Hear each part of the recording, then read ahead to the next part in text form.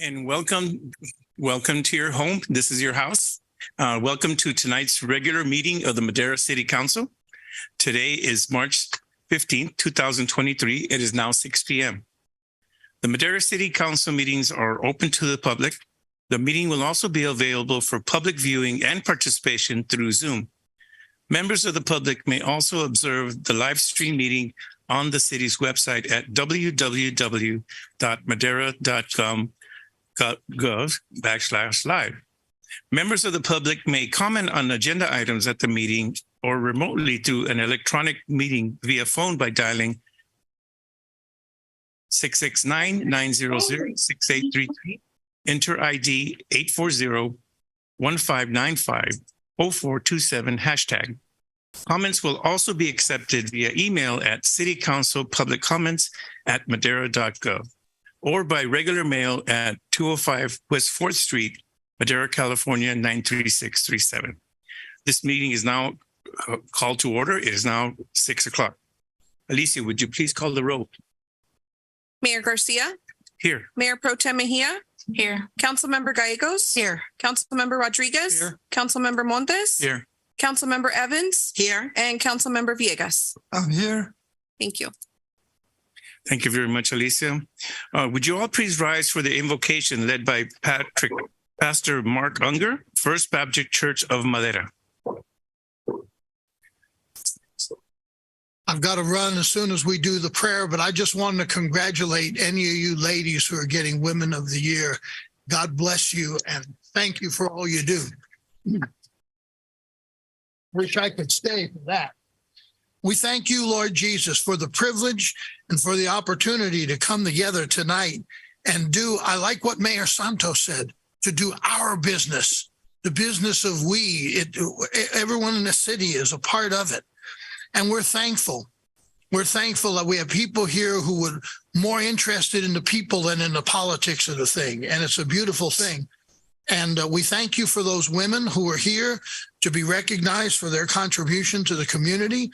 And so we pray, Lord, your blessing over each one of those ongoing ministries. We thank you that we have our police department represented here. We thank you for what they do every single day. And at night while we're sleeping, they're keeping us safe. We pray that you would continue to keep them safe and use them for your glory. We praise you, Lord, that there's in the offing, it sounds like there's going to be a new transit bus and there might be a grant, and ask for wisdom concerning that today and wisdom concerning the issue of the closed hospital and the state of emergency that puts some people in who need immediate care, and pray for wisdom for that. We're thankful that the airport is being upgraded, and we're thankful, Lord, for that's going on. We pray for wisdom concerning the affordable housing that's on the agenda today. And we would pray where the scripture says, but if any of you lacks wisdom, let him ask of God, who gives to all generously and without reproach, and it will be given to him. That's a promise. And so we look to you, Lord, and ask for wisdom for our leadership and for our communities here in the Madera area, and that we are told, behold, how good and how pleasant it is for brothers, all of us, brothers and sisters here, to dwell together in unity. And that's our prayer for this evening. Much gets done in unity and with joy. And we thank you for these women who serve in Jesus' name. Amen. God bless you. Would you please remain standing for the Pledge of Allegiance led by Councilmember Jose Rodriguez. Are you standing? Ready? Salute. I pledge allegiance to the flag of the United States of America, and to the republic for which it stands, one nation, under God, indivisible, with liberty and justice.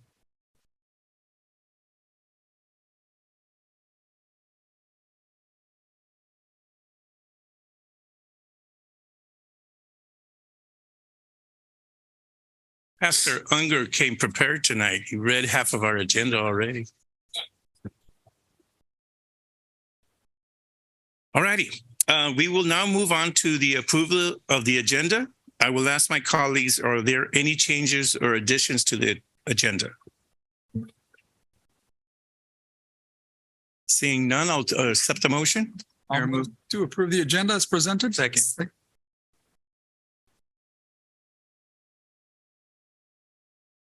Moved, here we go.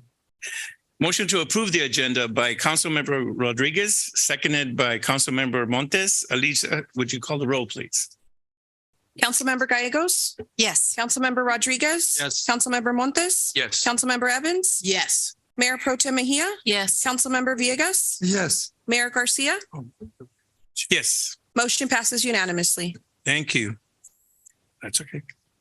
We will now move on to public comment. The first 15 minutes of the meeting are reserved for members of the public to address the council on items which are within the subject matter jurisdiction of the council. Speakers shall be limited to 3 minutes. Speakers will be asked but are not required to identify themselves and state the subject of their comments. If the subject is an item on the agenda, the mayor has the option of asking the speaker to hold a comment until that item is called. Comments on items listed as a public hearing on the agenda should be held until the hearing is open. The council is prohibited by law from taking any action on matters discussed that are not on the agenda, and no adverse conclusion should be drawn if the council does not respond to public comment at this time. Would anyone like to speak on the public comment? Would you please step up to the podium?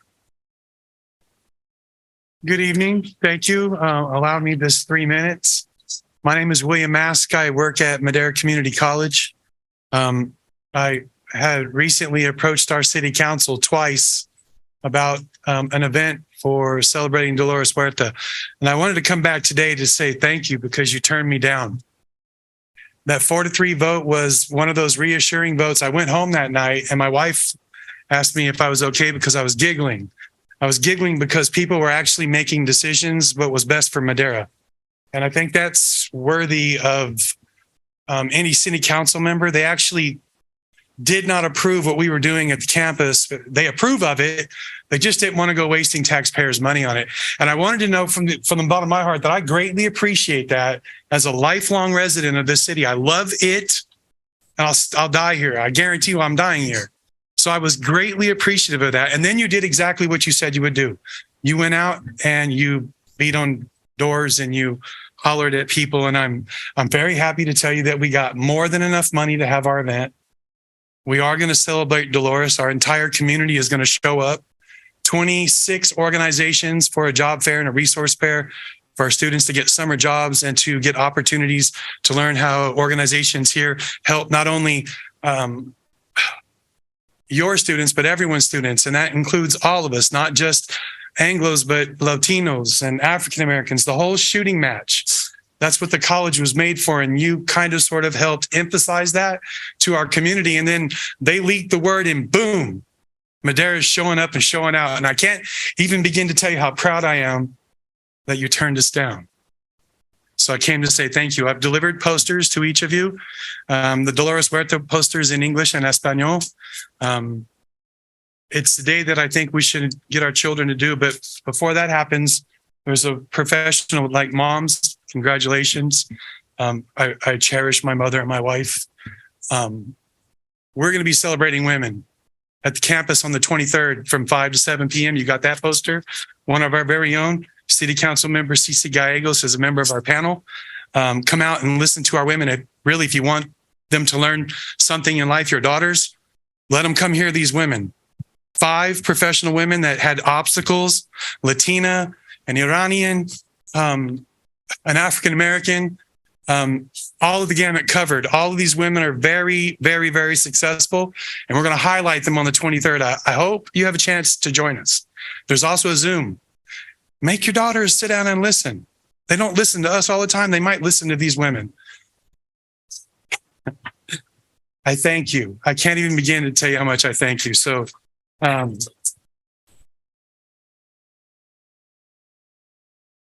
pray that you're able to join us, and I hope that our campus and our community continue to collaborate to create a better place for our children tomorrow. Angel, President Reyes said to tell you thank you. And me, wow, I'm a secure, happy Maderan today because of what happened. So Thank you. I'm humbly and appreciative. Thank you.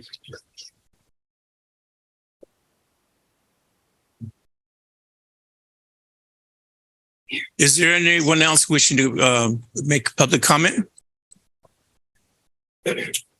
Yes, we have someone on Zoom. Yes, I'm a I'll taxpaying get to you in a second, Maddie, okay?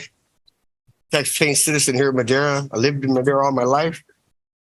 We got our curbside picking up everywhere in town. But in my location where I live over there by the Villa Pamillas, and they say it's not a curbside pickup over there in my area where I live. But there's all trash being laid up on the city of Granada right across the empty field, Granada and Howard Road. And I was out there putting out some trash earlier today. Got the city police pulled up behind me, so they're going to give me a ticket for dropping off I don't know where to dump my trash. When we got curbside pickup, I want to know why my facility where I live in the Villa Pamillas won't let us dump our trash out to the curbside.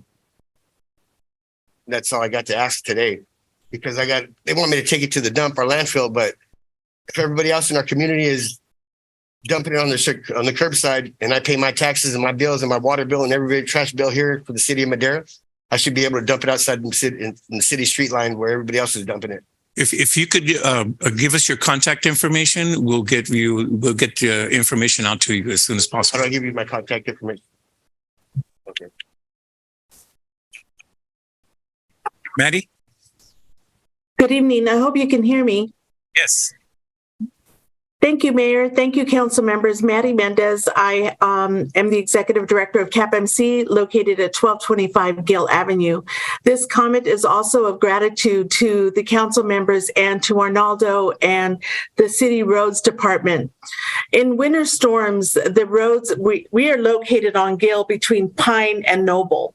And for many years, the roads would flood during heavy rainstorms. And I just want to commend the city staff for it didn't happen this year. And one of the worst storms that has happened in our history. And I just want to thank the city because you protected our clients that needed services at our agency. You protected our staff. And it's with extreme gratitude that I wanted to share and say thank you for keeping those roads clear. It made a difference this year. Thank you. Thank you. Anyone else would like to step up to the podium for public comment? Step up. I'd like to. Yes, sir. Just stand behind them. Good evening, Mr. Mayor and members of the council. I'd like to introduce myself. My name is Justin McComb. I'm the newly appointed Assistant Chief for Madera City Fire, taking over for Chief Watson. 3 weeks into the job, so I'm getting my feet underneath me, but I just wanted to say I'm looking forward to working with each and every one of you and members of Madera. I'm local, been lucky to work for CAL FIRE in this area for many of years, and it truly is a dream come true to lead this Madera City Fire Department. I do have the same contact number as Chief Watson. You can feel free to reach out to me anytime. I know this is a long night, but I just wanted to do an introduction there, and I'm looking forward to it. So thank you. Welcome aboard. Thank you.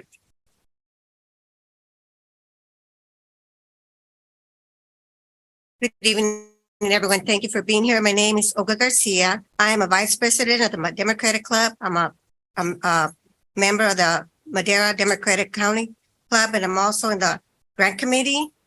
And I'm also in the executive board for the delegates of the Democratic Party. I'm a little disappointed because I have worked with Madera Unified School District in a total of 37 years. And it saddens me to see today what I see, because each and every one of you that sits on the board at one time or another, I have campaigned for you, whether you're in my district or not. I have helped each and every one of you get elected. And it saddens me to see that, especially if you're an educator from Madera Unified School District, that you would not support. $2,000 was too much to help Madera Community College. That is unbelievable. So me and other people, we got together and we got the money to help, show that support for Madera Community College. I cannot believe that happened here in Madera. That's not a lot of money to ask someone. We give millions of dollars, thousands of dollars from the grant community to CAPMC, to the mission, you name it. 2,000 was too much. I am disappointed as an educator, especially if you sit on the board and you're an educator and a teacher, for you not to support that for Madera Community College. It's sad to hear. Thank you. I saw another hand raised somewhere. Is your hand raised, sir, in the back? Okay. Is there any further public comment? Okay. Alicia, do we have any written comments? No written public comment, Mayor. Mark, do we have any? No Anyone one else on Zoom. Okay. Well, thank you very much. We will close public comment. There are no written communications. We will now move on to a presentation of the City of Madera Women of the Year.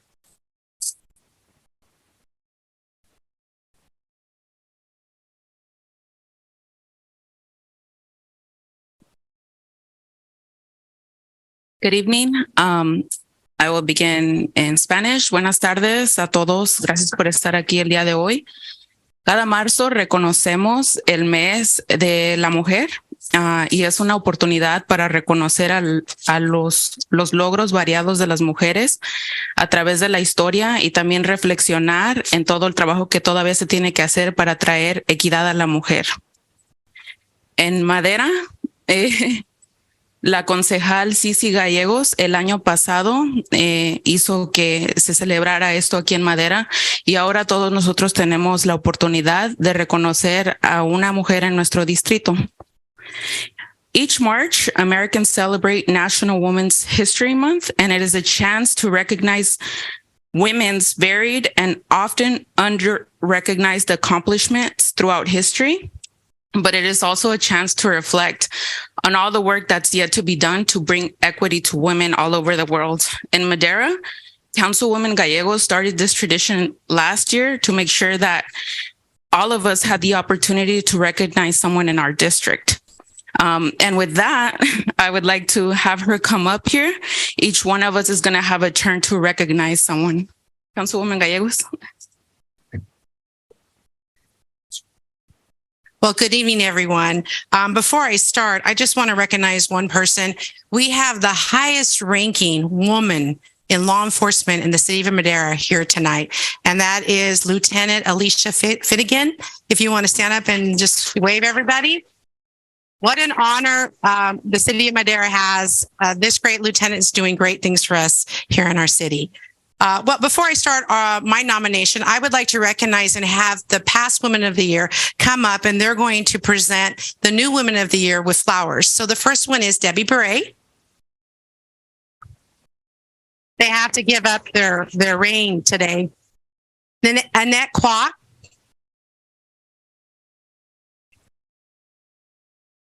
Christina Richey.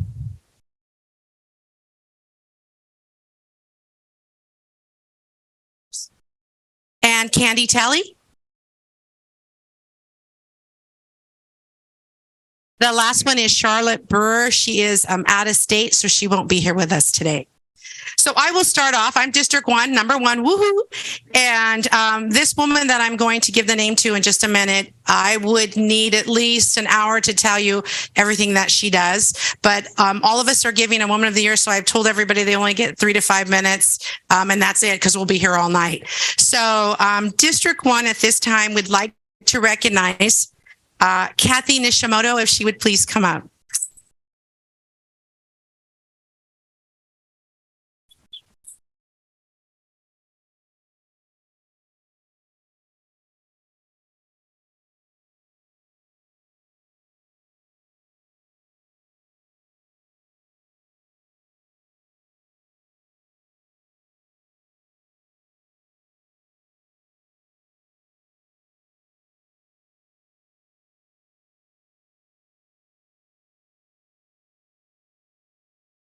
Come on over, Kathy. Come on over.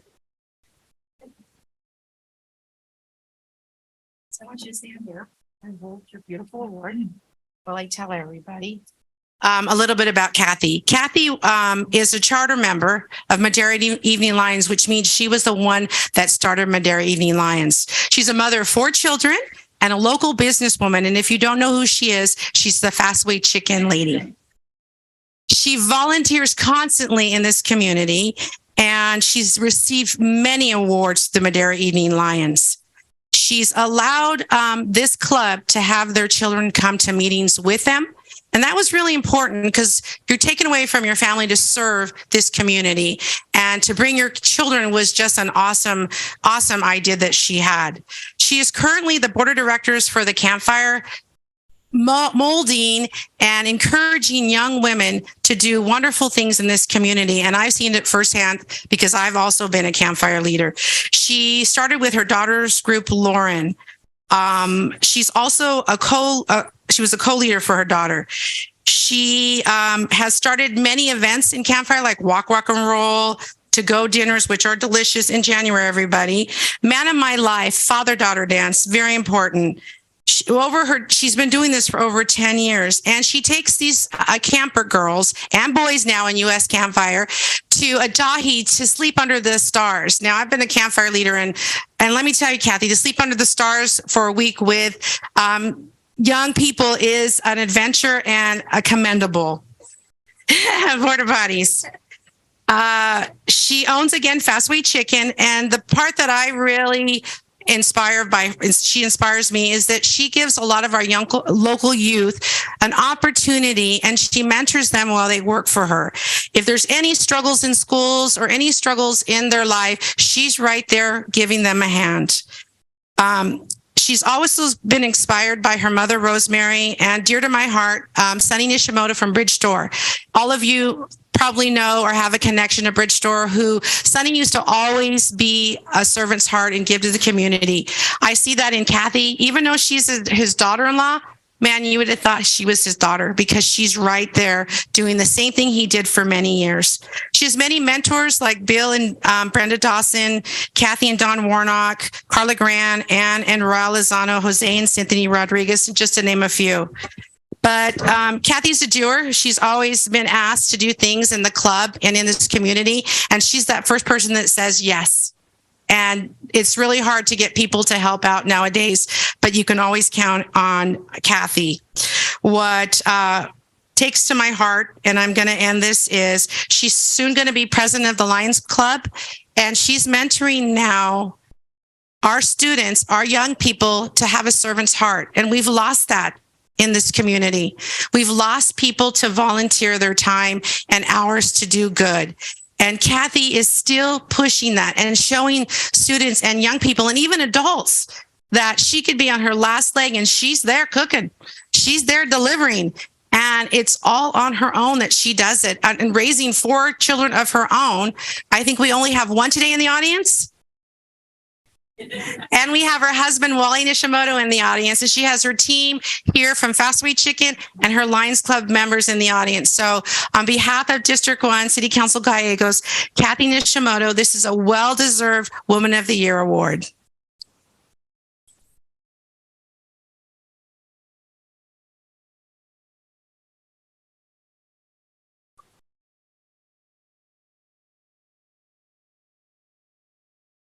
Wow, I thought this was for our club.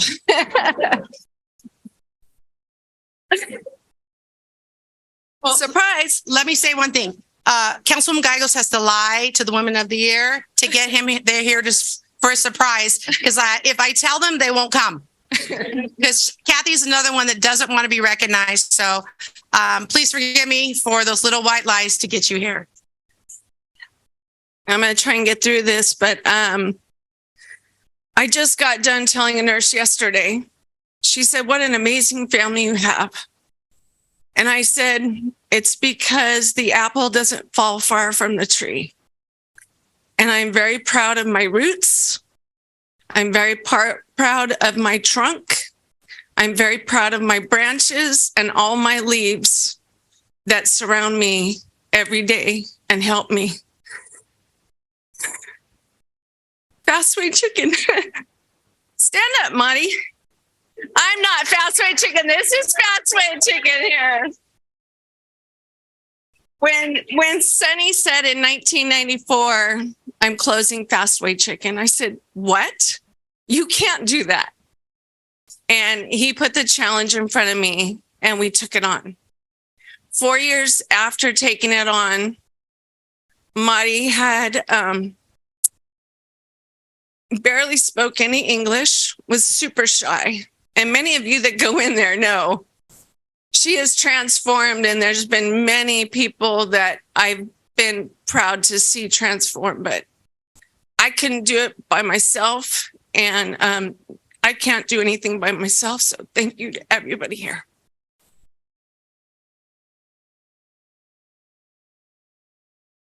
And after we finish with everyone, we'll take a break so that we can take pictures with our honorees. And now you're going to get to hear from Councilman Jose Rodriguez, District 2.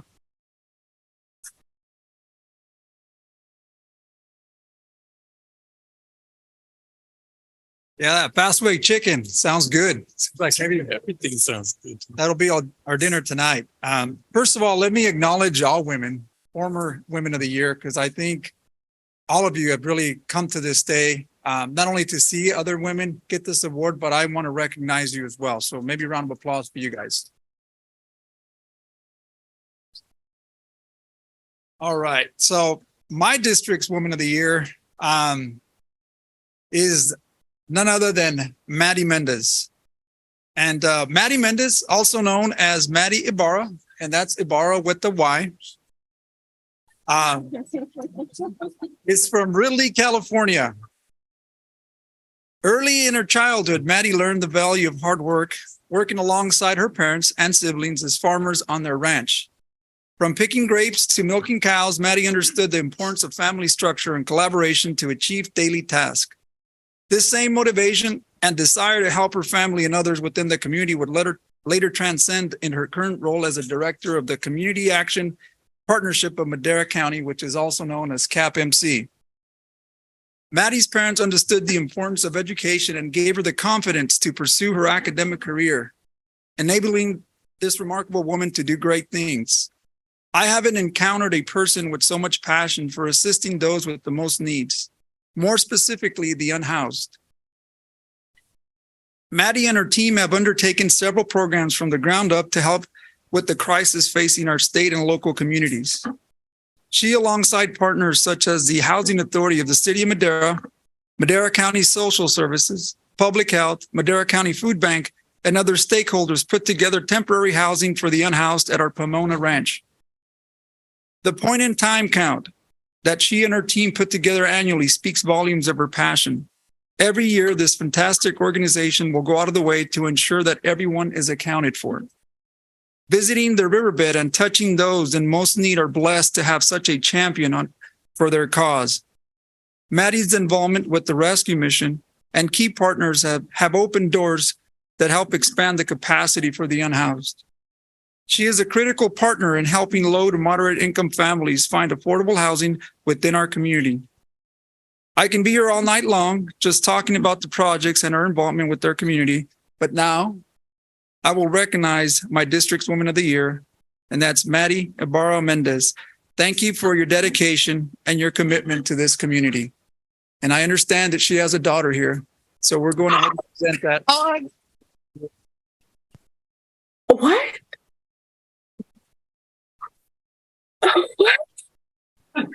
Awesome. And with that, I'll conclude my presentation, and I'll Give Maddie, District B. Maddie a few words. Oh, Maddie, I'm sorry. You know,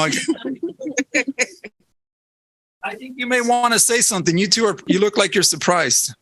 I'm shocked. Councilman Rodriguez, thank you so much. Thank you. It is an honor to receive this. I'm humbled and I'm shocked. I want to first thank God. I want to first thank God for our community, for, to see my board member Montes and board member Bray in the chambers. I just am humbled to receive this. The acknowledgement is a surprise, but also a heart of gratitude. I am grateful to God that I have the ability to serve our community, to do what I believe that Mother Teresa did in Calcutta. That's my goal, is to get it done in Madera and Madera County. So I thank you from the bottom of my heart. I'm sorry I couldn't be there. I am currently in Washington, D.C. So to accept this award in Washington, D.C., I'm so excited. So thank you so much.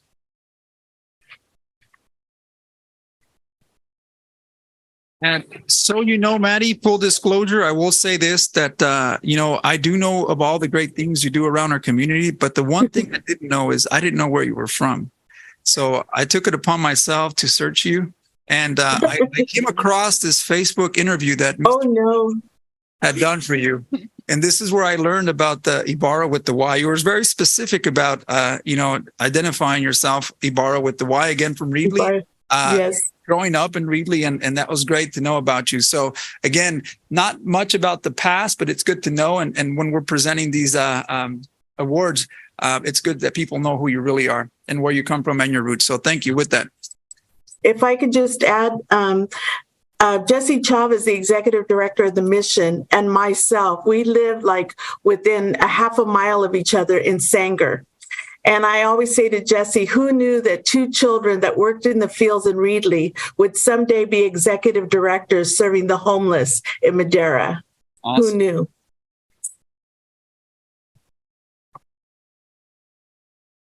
Thank you for everything you do, Maddie. Is Sarah still here? Yes.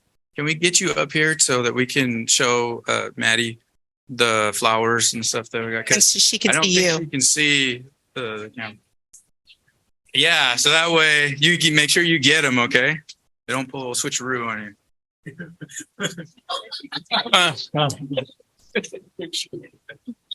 There you go. It's not official business here, so thank you. Okay, so for District 3 Woman of the Year, I didn't lie to anybody. I enlisted the help of others to do the lying for me. Oh, wow. So if Woman of the Year for District 3 wants to get mad, can't get mad at me. But so for District 3, I wanted to introduce everybody to Mona Davey.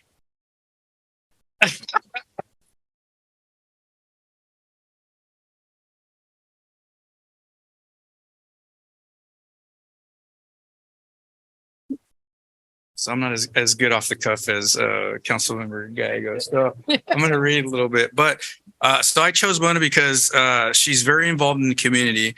However, Mona is known to be modest in promoting her achievements. And I too try to do some research and find some information on Mona. I've known Mona for a very long time. I know she's very active in the community, but I could not find any info. Looked on LinkedIn, couldn't find anything. And that's by design.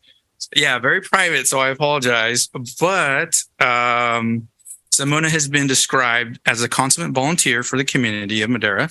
She volunteers wherever there is a need, often without any public recognition. Mona doesn't like to be in the limelight. So much so, again, that I had trouble finding the information. So she may not be happy with me after this, but that's okay. She deserves the recognition. And to quote one of my accomplices, Mr. Steve Copeland, Mona is known to me to possess the highest personal and professional integrity. She's a strong community supporter, and I believe her to be one of the most deserving recipients of the Woman of the Year award. So there's my accomplice right there.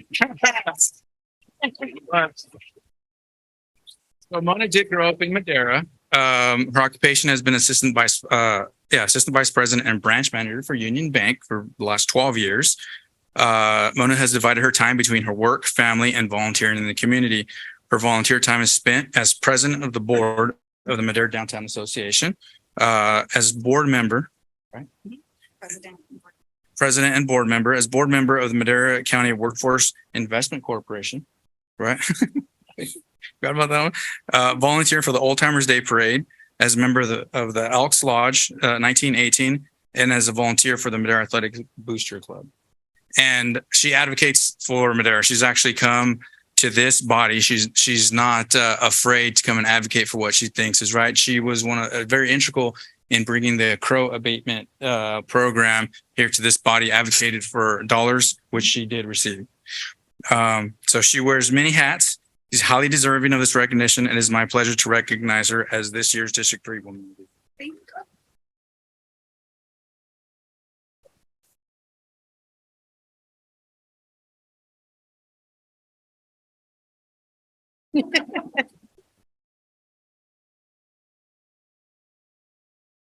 Organization is making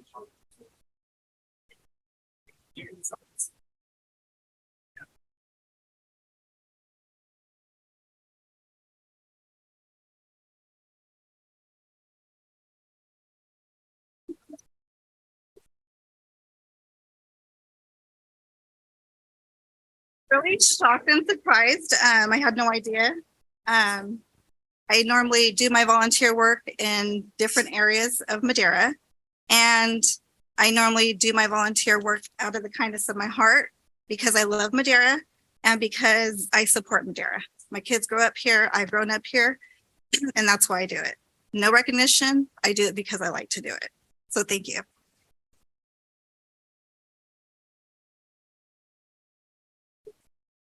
That invite up Councilmember Evans.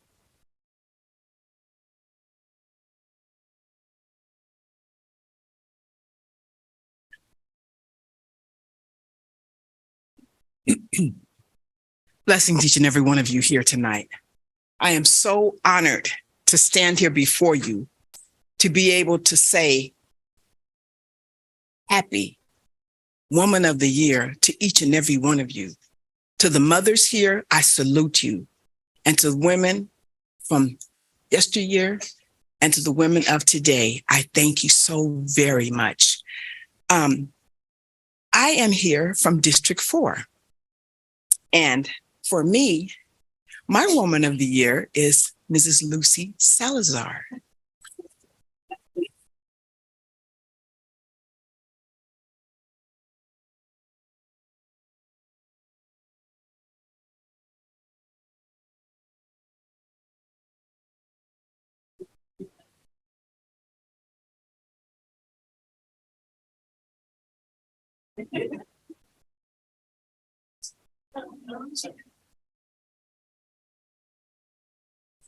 Much love, much love. Come on over here. While I talk about you. This is for you. Oh, yeah. And take pictures. Now, for me, with Lucy, I contacted Alex. And I said, Alex, your mom, I'm afraid of her.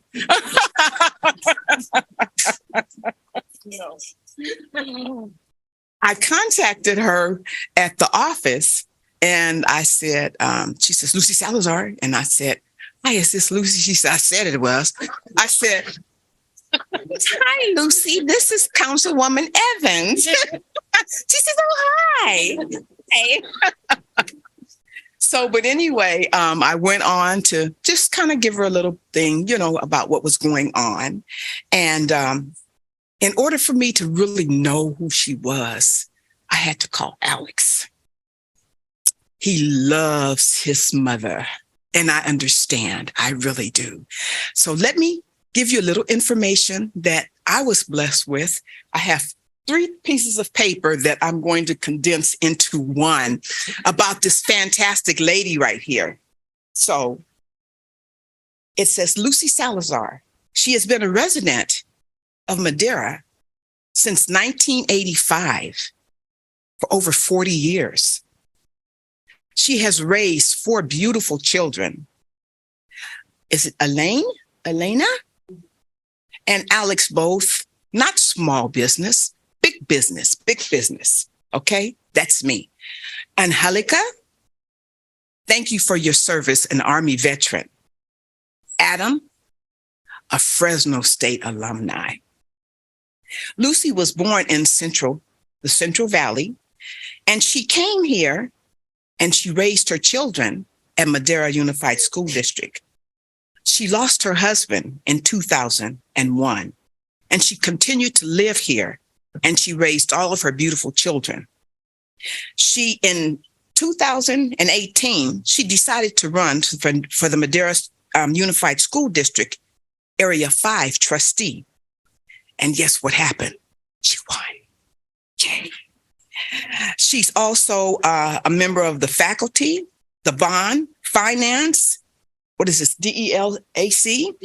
DELAC, the president of the Madera Unified School District. And she's also faculty. She's the with the safety committee. She's with the PAC. She's phenomenal. She's everything. Lucy is also a quote unquote small business owner, not small, big, 23 years. And she's the co-founder and longtime president of Latinos Las Nidas. I asked Cece like 3 times. I still didn't say it. Just forgive me. I'm sorry. As I said, she was elected to the school board. She's proud of her community, and she's not afraid to stand up for education. And I so love that about her. She's a neighbor 2 streets over. I learned that the other night. Yeah. But anyway, I would love for her children, her beautiful, beautiful children, to come and stand with her. This lady is dynamic, and I can't say enough about her. And Madera, we are so very proud to have you to be District 4 Woman of the Year. I thank you, sweetheart.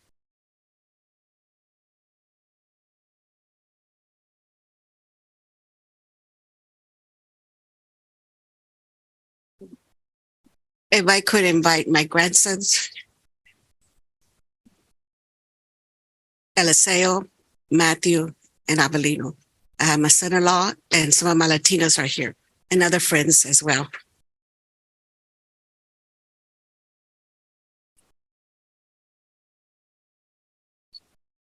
I thank you so much for this award and a recognition, and I am very proud of Madera. And yes, I've been a Latina since 2001, and maintain our Hispanic culture. It's very important to us to maintain our culture for our children, so they could know their roots, know where they come from, so they could find the path of their future. That is why I ran for Madera Unified School District. It is important for me for us to grow our students, to give them an equitable education, to show them out into the world the best that Madera can deliver. And that is what my mission is. I do spend hours in the school district, but I love it. God blesses me, gives me the wisdom. I am not an educator, but He opens my mind, and the blessings that I have are the fruit are my children, my grandchildren, and I thank God. Every day He gives me the strength and the wisdom to proceed every day, every path that I take, and everybody I meet. But I thank you very much. I love Madera and Madera forever. Thank you.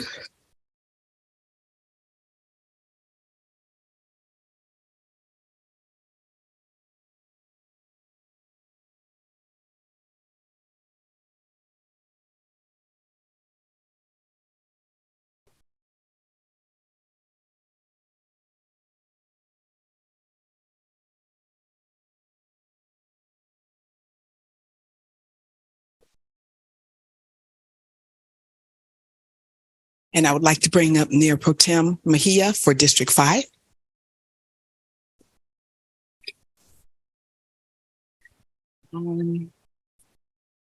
Back. The residents of District 5 submitted dozens of nominations in favor of our Women of the Year, and that is Leonor Hipólito.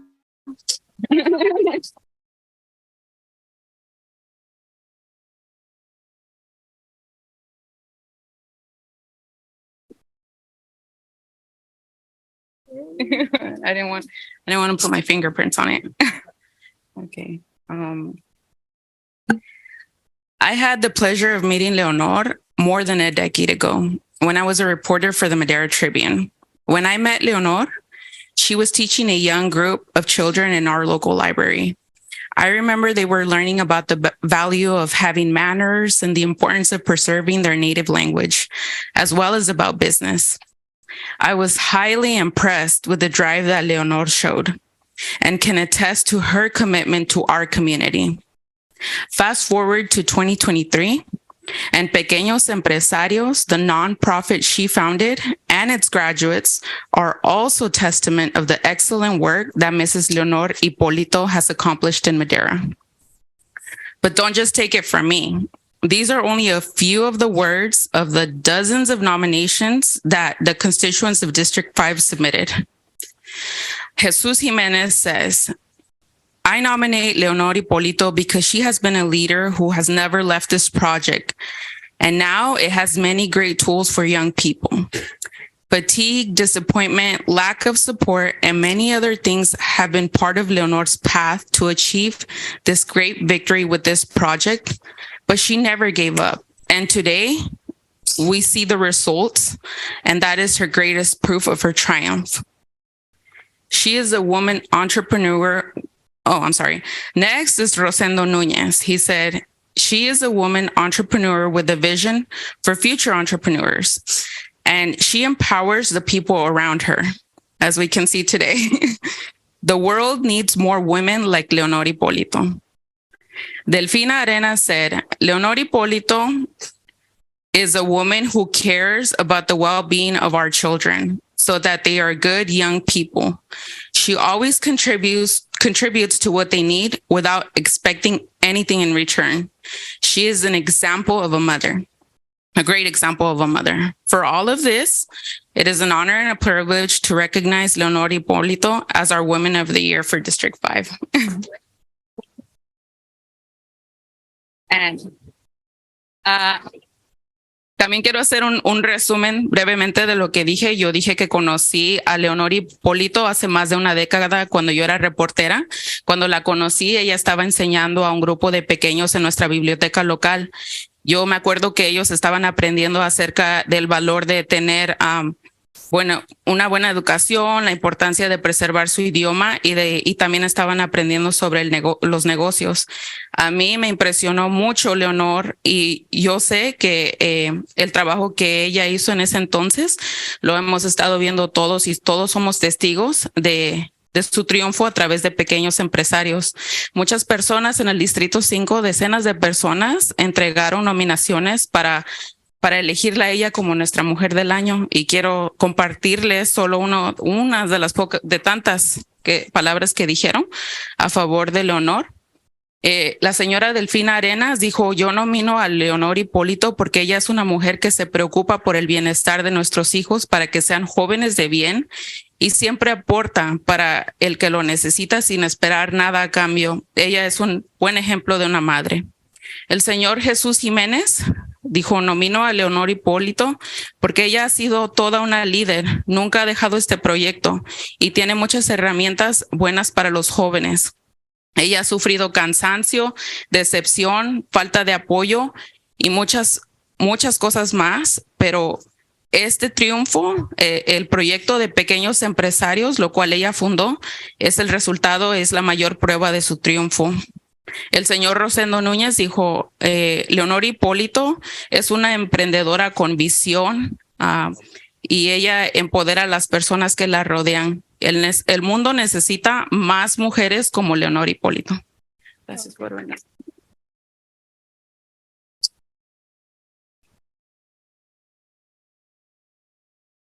Buenas tardes a todos y a cada uno de ustedes. Gracias por este reconocimiento y primeramente gracias a Dios que me ha dado la fuerza para llevar este sueño y hacerlo realidad, porque realmente se está haciendo realidad, porque realmente puedo mirar el crecimiento de tantos jóvenes, de tantos niños que llegaron a mi vida hace 12 años y puedo mirar cómo han crecido, puedo mirar cómo son jóvenes emprendedores a este momento y pues quiero darle las gracias primeramente a mi familia que está ahí para mí todo el tiempo, que me pierde por horas, por ratos, por días, por yo poder seguir apoyando a la comunidad. Gracias a todos mis hijos y gracias a todos esos voluntarios que han estado ahí para apoyar a pequeños empresarios, porque realmente es una organización que es de puros voluntarios, porque fondos pocos recibimos, pero sé que tengo el corazón de muchas personas que apoyan a pequeños empresarios. Así que gracias a los voluntarios, gracias a todos los patrocinadores, gracias pues a todos los que hacen posible esto, gracias a todos los miembros aquí que están presentes porque han aportado a pequeños empresarios a lo que ellos han podido también. Así que este reconocimiento no nomás es mío, este reconocimiento es para todos ustedes, para todos mis niños empresarios, para todos mis niños emprendedores. Miro estas caritas aquí y realmente sé que ha valido la pena. Los amo y amo Madera, amo mi comunidad y requerimos más apoyo para poder apoyar a más niños. Siento que hemos apoyado muchos niños, pero sé que con el apoyo de la comunidad podríamos apoyar más. Queremos más niños emprendedores, queremos más niños empresarios, queremos más niños, sobre todo niños felices, jóvenes que sepan lo que es la inteligencia emocional. Así que gracias, los amo.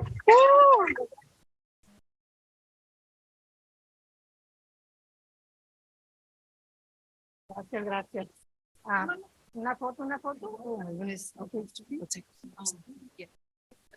Nos vamos a tomar fotos después de reconocer a todas. Ahora sigue el distrito 6. Y el concejal Artemio Villegas va a pasar. We're going to take pictures after everybody has been recognized. And now it's council member Artemio Villegas that's coming up.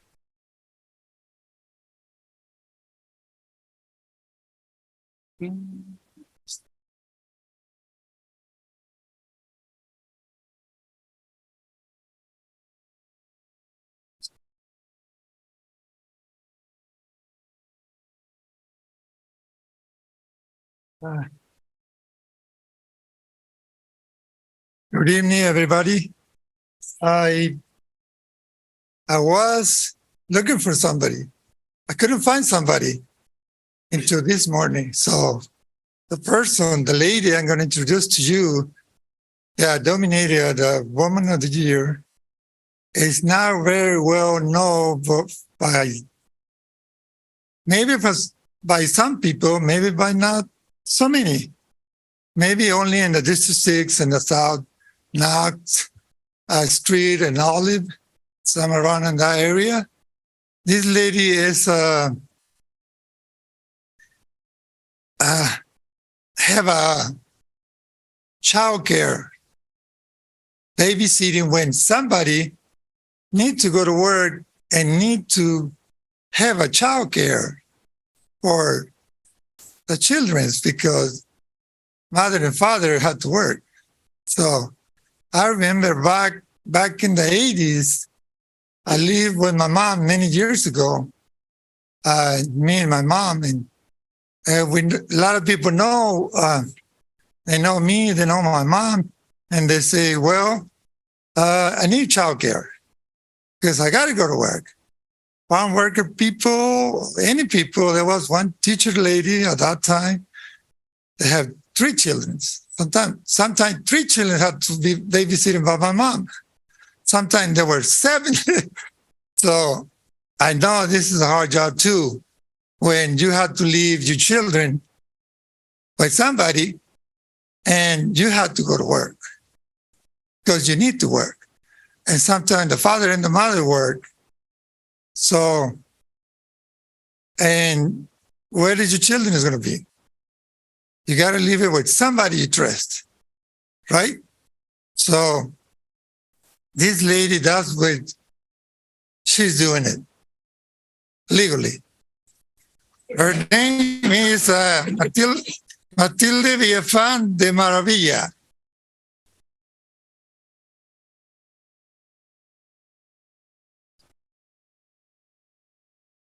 Congratulations.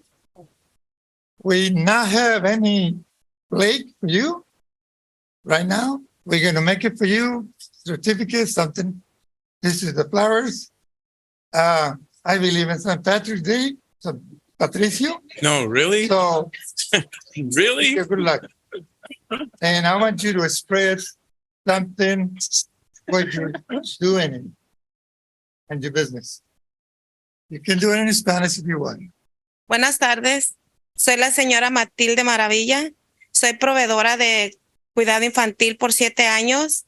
Tengo mi licencia y también luché por ganar la unión y gracias a nuestro esfuerzo hemos ganado y hemos logrado muchos sueños que hemos tenido y esperamos seguir luchando para que se nos reconozca nuestro trabajo, nuestro esfuerzo que cada día hacemos por ser mejor proveedora, mejor persona para cuidar a nuestros niños que llegan a nuestra casa, que tienen la confianza de dejarnos cada día. Y pues muchas gracias. Nunca me esperé esto, pero hoy en la mañana me dieron la noticia y estoy muy contenta y espero que nos ayuden a seguir con nuestros sueños de que seamos reconocidas aquí en Madera, porque hemos luchado 17 años y pues hasta el año pasado fuimos reconocidas y se nos logró que nos dieran la unión. Muchas gracias.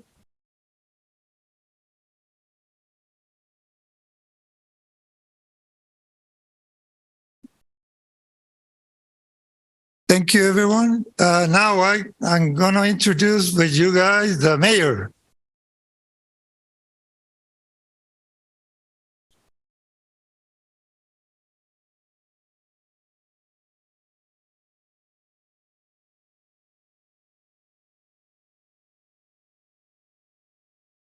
Good evening, everyone.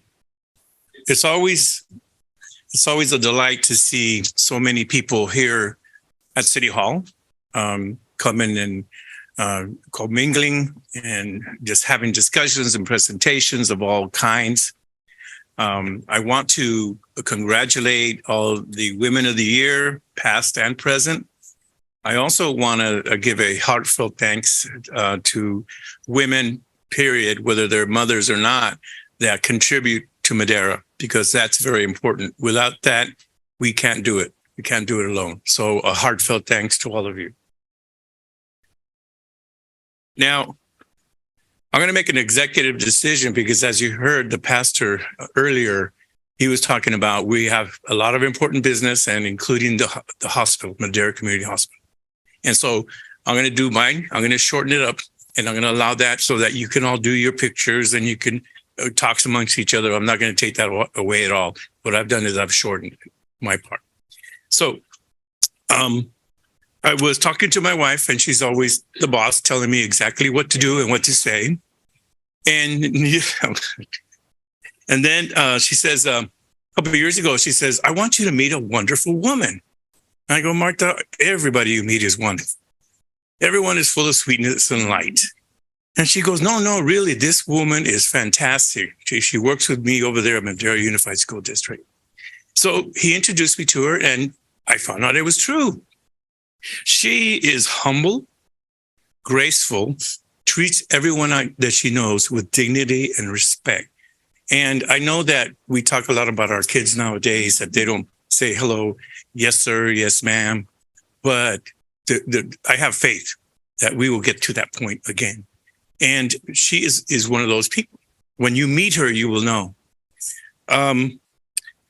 She is she runs a nonprofit. It's called Project Run Madera, where she gives back to her community, specifically kids who cannot afford running and track gear, because that's what she specialized in, both at Madera and in college. And it's very, very good to meet people who give so much of their time to others who have a need, because these children, their self-esteem goes up. Their sense of worth goes up. They can participate in sports where normally they would not be allowed to do. She and her friends and family have provided. Well, let me have her explain to you, because she can give you the full details better than you. My Woman of the Year is Alicia Brown.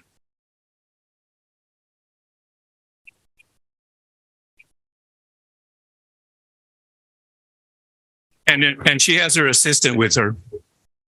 You want to come up? You can come up. Come up, please.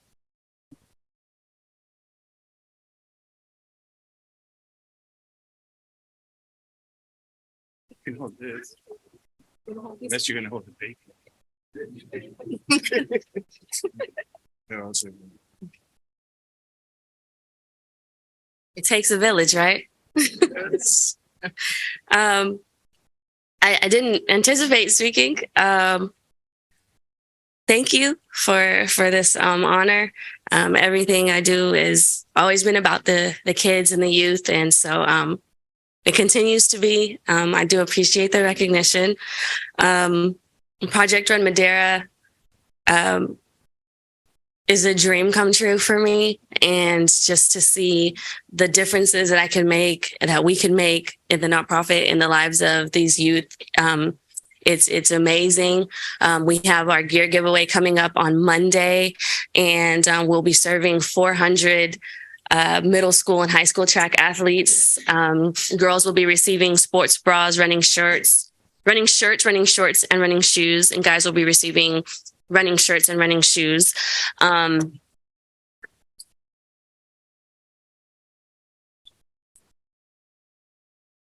you.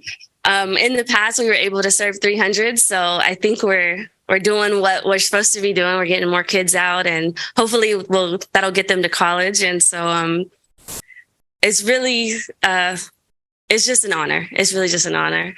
So thank you so much.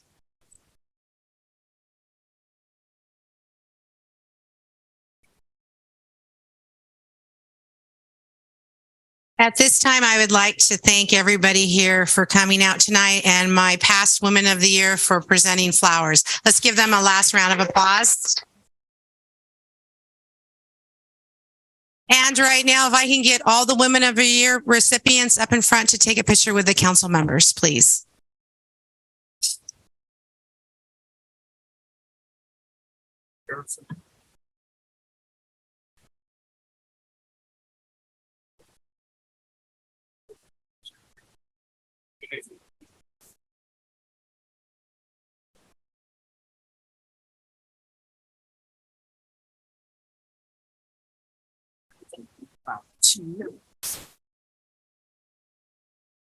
Felicidades. Congratulations. Felicidades.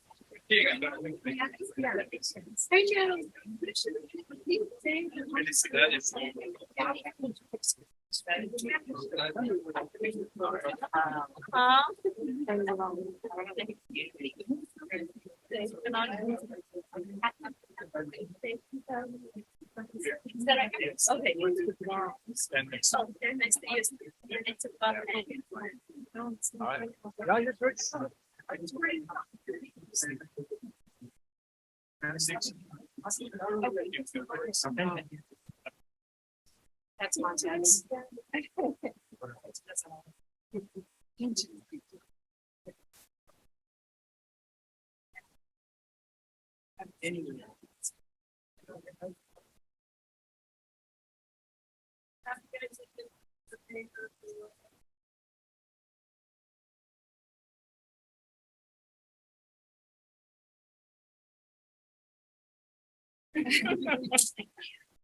I asked.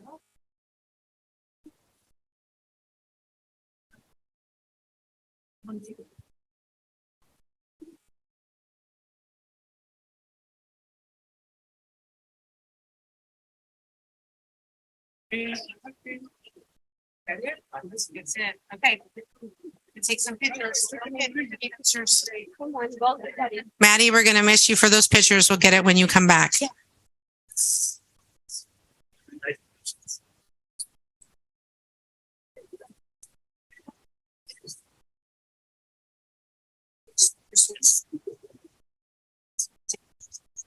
We will now call for a 15-minute recess and reconvene in 7:18 or 7:20. Thank you.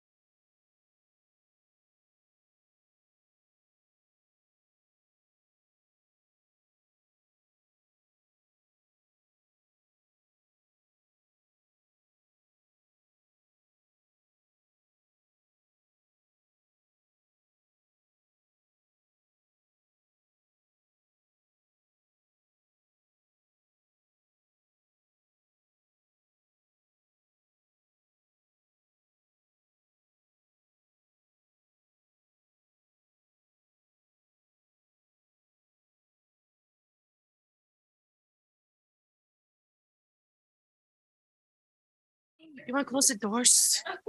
Yeah, it's getting cold. Okay, we will reconvene the meeting. Close that door. It is now 7:18. There are no workshops tonight. We will move on to item B, consent calendar. Matters listed under the consent calendar are considered routine and will be enacted by one motion and one vote. There will be no separate discussion of these items. If discussion is desired, a member of the public or a member of the council may request an item be removed from the consent calendar and it will be considered separately. Alicia, do we have any members of the public wishing to address the consent calendar? We have none. And no one on Zoom. Thank you, Mark. I will close public comment on the consent calendar and bring it back to council for additions, corrections, or action. Mayor, move to approve consent as presented. I'll second. Motion to approve the consent calendar by Council Member Montes, second by Council Member Rodriguez. All those in favor say aye. Aye. Aye. Any opposed? Motion passes. There are no public hearings under item C tonight. Item C1. Excuse me? C1. Yeah, I'm moving to C1. Yeah, you just said there's no items on C. So item C1 is updating prima facie speed limits on designated city streets in compliance with vehicle code regarding speed surveys on city streets. I believe, Jonathan, you had this item? Yes, thank you, Mayor. Good evening, Mayor and council members and members of the public. I'm going to start a slideshow right now. All right, can everyone see that? Yes. All right, wonderful. I'm here tonight. I want to give a little background on this item as well as answer any questions that may come up. If you remember, we did a very similar thing last year. This current item is to catch a few more segments that have expired, as well as 2 additional ones. So I'll just hop a little bit into background now. So some background, this is the first of 2 meetings. This is the first meeting is just to introduce the ordinance and give options for the public to speak on any items. Local speed limits must be updated every 5 to 7 years with an engineering and traffic survey. This consists of us going out and with a radar and checking the speeds of vehicles and as well as checking any conditions that may affect the segment of road. The speeds are set on 85th percentile speeds. These reflect the speeds that people deem most safe. So the speed at which 85% of people travel. Adoption of this ordinance allows posting of speeds and enforcement activities. So if any speeds are changed, we'll update signs and then police department will be able to enforce on those streets. A quick little summary about this item and what segments we're addressing. There's 6 segments we looked at, 4 of which were existing segments, 2 of which are new. The 2 new ones are Falcon Drive from Yeager Drive to Aviation Drive and Aviation Drive from Condor to Falcon Drive. Of those 6 segments, 3 of which are maintaining the same speed as already passed in the previous ordinance. We're just renewing it. 1 of which existing segments is Tozer Street from Avenue 15 to A Street. This one will be decreasing from 45 miles an hour to 35. And then we have 2 new segments, Falcon and Aviation Drive, which will be posted at 35 miles an hour. And then again, in summary, this is the introduction of the ordinance and any questions you guys may have, we can answer them now. And then the second reading planned for April 5th, in which our recommendation will be to adopt the ordinance. So I'll take any questions now if there are any. Thank you very much, Jonathan. Are there any members of the public wishing to speak on this item? Is there any written comments, Alicia, on this item? None received, Mayor. And no one on Zoom. Thank you very much, Mark. I will now close public comment and bring it back to my colleagues for questions on this report. Hearing none, seeing none. Well, thank you very much, Jonathan, for the report, and we look forward to the second reading. Thank you. Have a good night.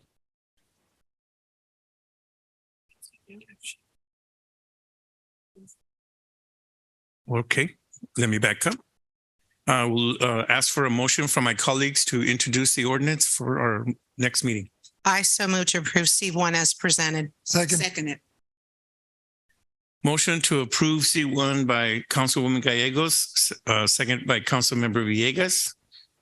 All those in favor say aye. Aye. Any opposed?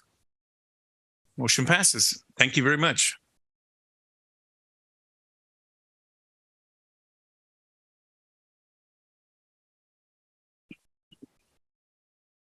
That closes out that. And we will now move on to item D, petitions, bids, resolutions, ordinances, and agreements. The first is D1, rejection of the bids received for the invitation for bids. Item FB 2021-22-06, sidewalk repairs. Ms. Hickman? Jamie? Yeah, I'm gonna share my screen.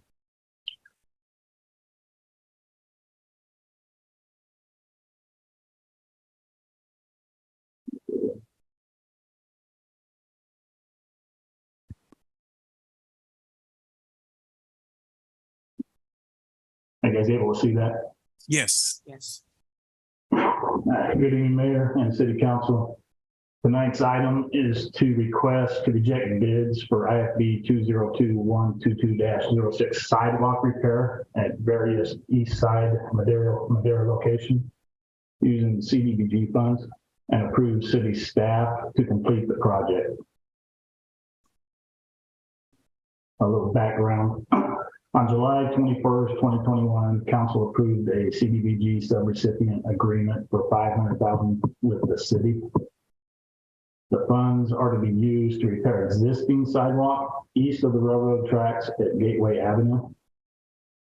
On March 30th, 2022, staff issued a request for proposal to solicit bids for sidewalk repair in accordance with the California Public Contract Code and the city's purchasing policy.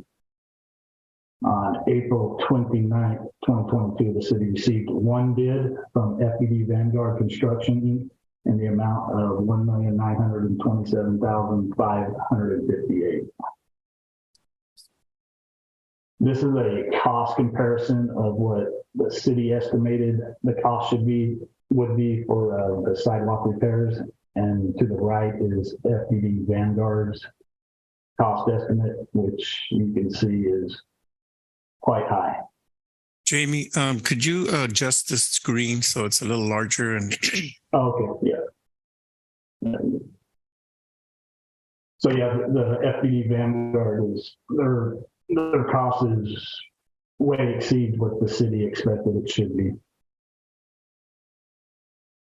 Some potential alternatives is to direct city staff to complete the sidewalk repair project, award the contract to FED Vanguard and seek additional funding, or reject the bid and reissue a new RFP. For recommendation, the city recommends we select option 1 and direct staff to complete the project with the use of Public Works staff.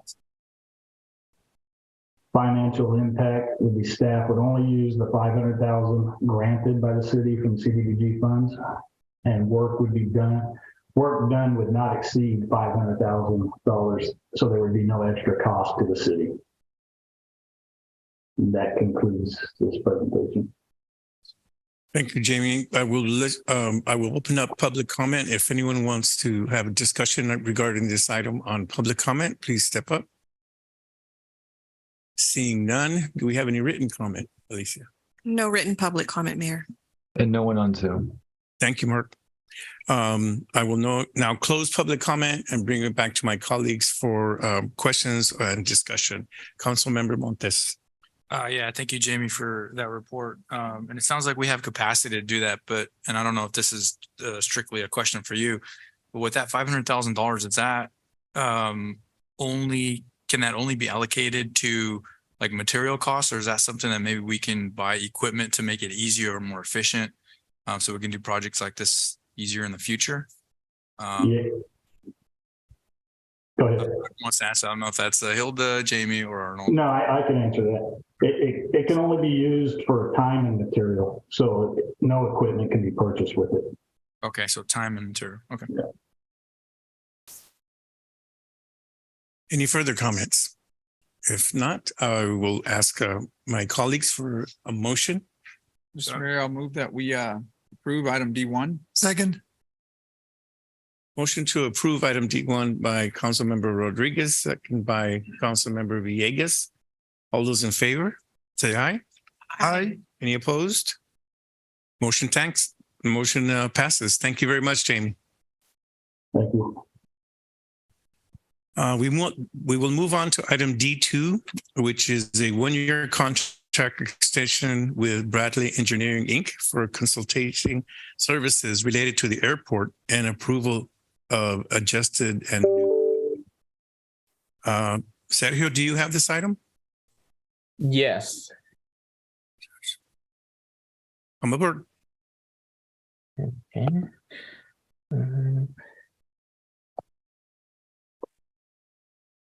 Okay. Can everyone see it? Yes. Okay. All right. Well, first I'll introduce myself. My name is Sergio Martinez, and I'm an administrative analyst. Excuse me, Sergio. Are you on the last slide here? Oh no, I'm started on the first. Okay. Okay. So yes, my name is Sergio Martinez, and I'm an administrative analyst with the Department of Public Works, and I am also the airport manager. Okay, so I'll start a presentation on the one-year contract extension with Bradley Engineering for consulting services related to the airport and also approving adjusted as well as new fees. So on March 20th, the city entered into the contract with, at that time, Reynard W. Bradley Consulting Airport Engineers. So with that agreement, they provide planning, designing, and construction management projects, help with that at the airport. And on March 17, 2021, City Council assigned that agreement to Bradley Engineering, Inc. because they had changed their name and as well as changing their, they went from a sole proprietorship to an S corporation, but ultimately it was the same business. And because of certain limits that the FAA has, contracts are limited to up to 3 years, and then extensions can be done. And in this case, it can two one-year extensions can be done, but not to exceed 2 years. And they've been the airport's engineer since 1999. All right, so this is some examples of the work done by Bradley Engineering. They played a very important role, especially in the current ongoing drainage improvement projects, because the current drainage projects were done because we found that the outfield did not drain well. And that's especially important like in times where like there's a lot of rain or the weather very unpredictable. So for that project, they helped prepare the request for proposal. They conducted the environmental studies, and they helped acquire permits that the city needed for construction for that project. They helped create the specifications for the project, and they also provided construction management services. They also worked with the construction company on specifications, and they help in many aspects of the airport. They also help us prepare reports that we have to file with the FAA or Caltrans. And they also help us ensure that we meet our regulatory filings and reports. And other things that they've done on the projects, they've helped us build more hangars, as well as helping us extend the runway. And they are currently working on a study to find out the state of the asphalt at the airport. All right. So the city pays them based on the services rendered. We don't pay them based on a flat fee. So the original agreement is up for extension. And according to Section 4 of the original agreement, there are limits placed on how much fees can increase. In this table, I've put the existing old rates, the proposed rates paid by the city, and then the current rates that Brown Engineering currently charges. And because of the agreement, they are either limited to increases in fees are limited to the CPI or 2.5%, whichever is lower. And in this case, with how much inflation has been affecting everyone, the lowest is the 2.5%. So some of the increases for the extension would go up by 2.5%. Some rates would stay the same. And because of the limit, the city is paying less in some fees than what current customers of Brown Engineering are paying when it comes to some of them, because the agreement limits how much fees can increase by. But Brown Engineering did put a couple of requests. They wanted to see if council would approve changes that go beyond the 2.5%. One of them would be the per diem rate, which is what's charged for lodging, meals, and any incidentals when traveling. And they requested that change because the Federal General Service Administration usually sets the standard for those, and then most organizations tend to follow them because they set the standard.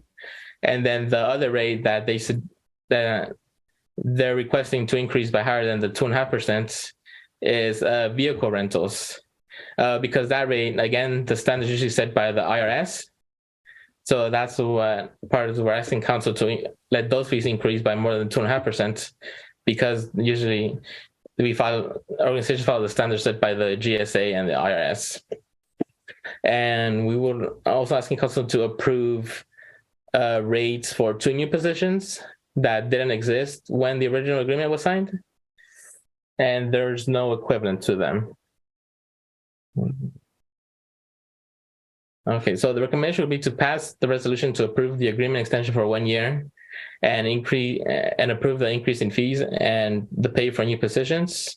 The alternatives would be that to put it out another request for proposal for engineering and construction management services for the airport. The last time the city did an RFP for the airport for the professional services, it was on December of 2019, and it was distributed to 7 engineering firms, but only 1 bid was received, and that was Brantley Engineering. All right, thank you. Thank you very much, Sergio. I will now open up the public comment to ask questions if they wish on item D2. Lisa, do we have any members of the public have a written comment? Not at this time, Mayor. And no one on Zoom. And no one on Zoom. Thank you, Mark, again. I will now close public comment and bring it back for discussion for my colleagues. Councilmember Montes. All the questions today. So my question is regarding the GSA schedules, because my understanding is those schedules are specific to areas, correct? But so is the rate increase that they're asking here specific to Madera? They would come down here? Well, not specific to Madera, but for that, they did it based on, I believe it was Oakhurst. Oh, okay.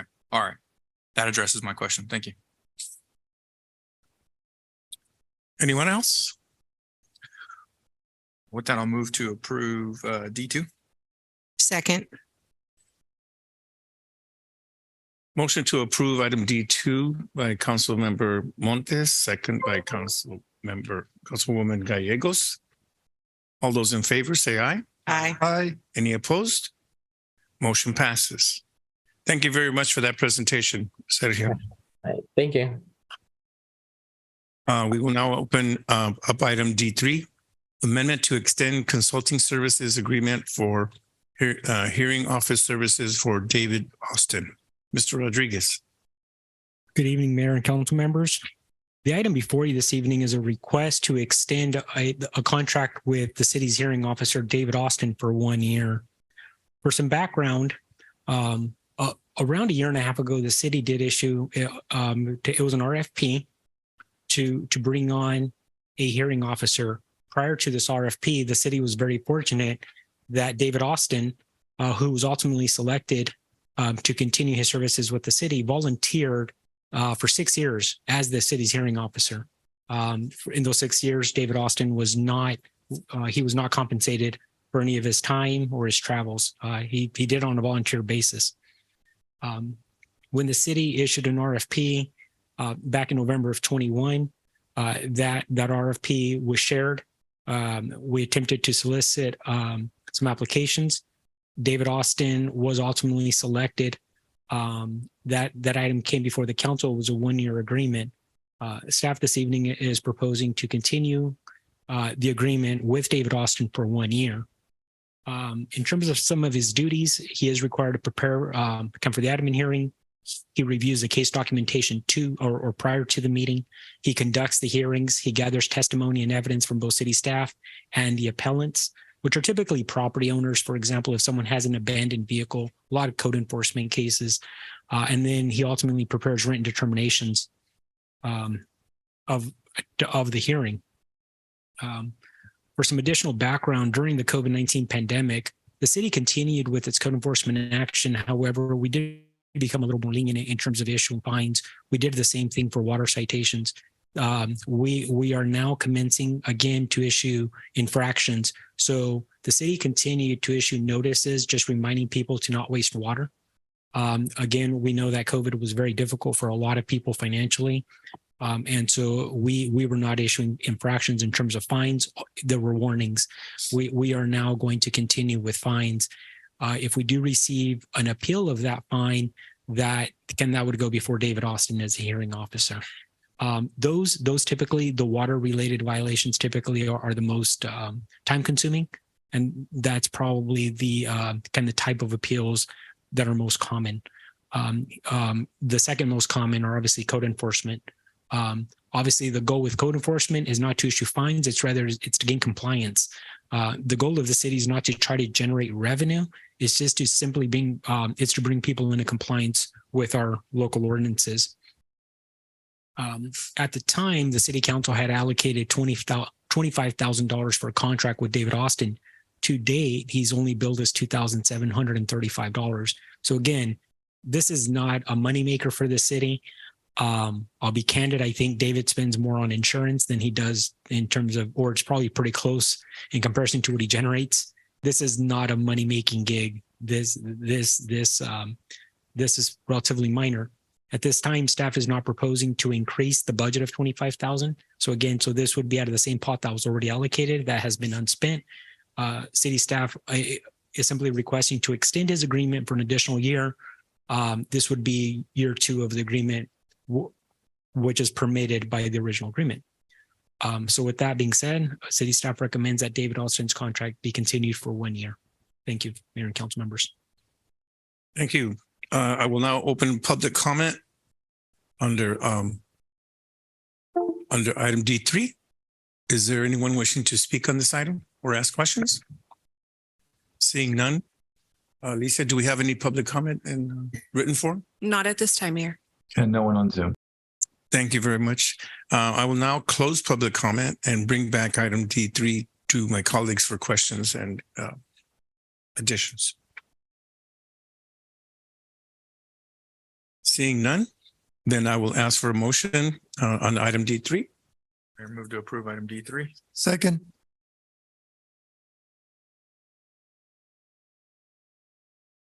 Moving along splendidly. Motion to approve item D3 by Councilmember Montes, second by Councilmember Villegas. All in favor, say aye. Aye. Any opposed? Motion passes. Thank you very much, Mr. Rodriguez. We will now move on to item D4, Federal Transit Administration Grant Application for Transit Capital Assistance. I believe, Marcela, you have this item? I do, Mayor. Thank you. Good evening, Mayor, council members. I'm going to share my screen.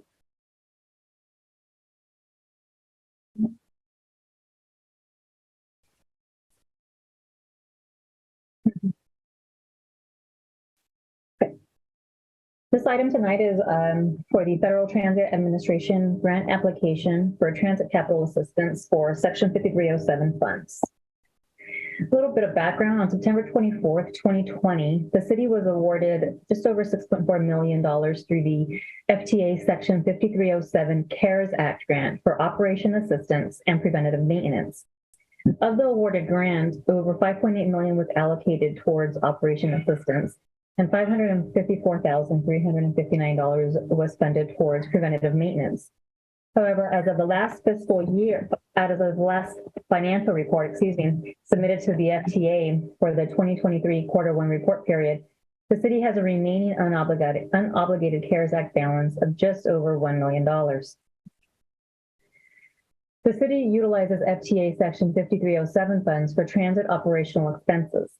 Staff is proposing to apply for the 5307 2017-2018 allocation amount of just over $1.2 million. Funds will be applied toward both operation assistance and preventative maintenance expenses. Operation assistance requires a 50% local match, while preventative maintenance requires a 20% match. If these funds are not expended by September 2023, they will lapse and be returned to FTA. During the February 1st, 2023 meeting, Council approved amendments to the applications for Transportation Development Act, Local Transportation Funds, and State Transit Assistance Funds for the fiscal year 2022-2023. This amendment allowed for an increase in STA funds, bringing the fiscal year 2022-23 allocation to over $1.1 million. STA allocated funds will be used to meet the local match requirements to draw the fiscal year 2017-2018 FTA Section 5307 funds. This table summarizes the request, the breakdown of the request. The operation assistance amount requested is $1 million. There you can see the 50% required local match. That total is $1 million. The source will be STA funds, bringing the cost for operation assistance to $2 million. Preventative maintenance, the requested amount is $222,588. With the required 20% match, that will equal $55,647. Again, the source will be STA funds, bringing the cost for preventative maintenance to $278,235. The total project cost will result in being just over $2 million at $2,278,235. The items listed in Table 1 do not impact the city's general funds, as all transit operation and preventative maintenance costs are expended through local transportation and Federal Transit Administration grant funds. This evening, the recommendation is to adopt a resolution authorizing the submittal of a Federal Transit Administration Section 5307 grant application in the amount of $1,222,588. That concludes the presentation. Thank you, Marcela. I will now open item D4 for public comment. Anyone wishing to speak on this item? Any written comments, Alicia? None received, Mayor. And no one on Zoom. Thank you very much. I will now close public comment and bring it back to my colleagues. So move to approve D4 as presented.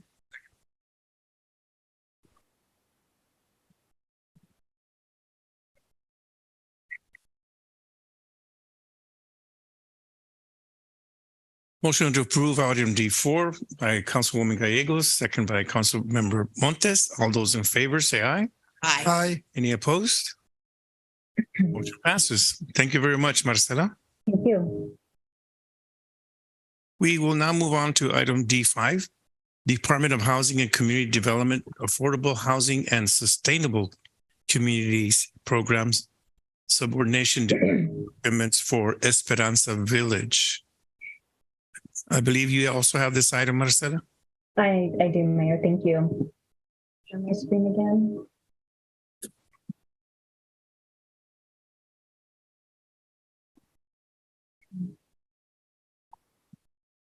Okay. Good evening again. This item is for relevant to the Department of Housing and Community Development, Affordable Housing and Sustainable Communities Program, subordination documents relating to Esperanza Village, formerly known as the Downtown Madera Veterans and Family Housing Project.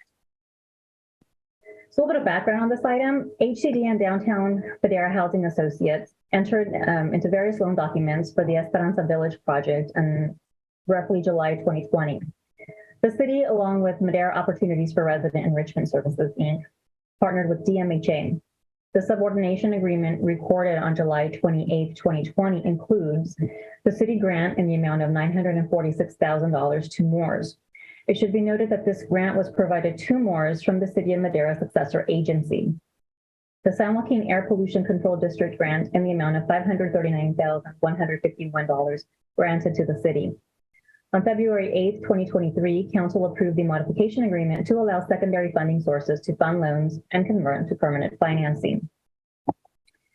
The HCD regulatory agreement is set to close by March 31st, 2023. Please note there was an error in the staff report, so if there was confusion, it did read March 1st, and so I just want to clarify it is March 31st. As a result of a master pledge and assignment agreement, the city entered into a subordination agreement as a junior lender. The construction loan maturity and conversion to permanent financing is set to expire on April 1st, 2023.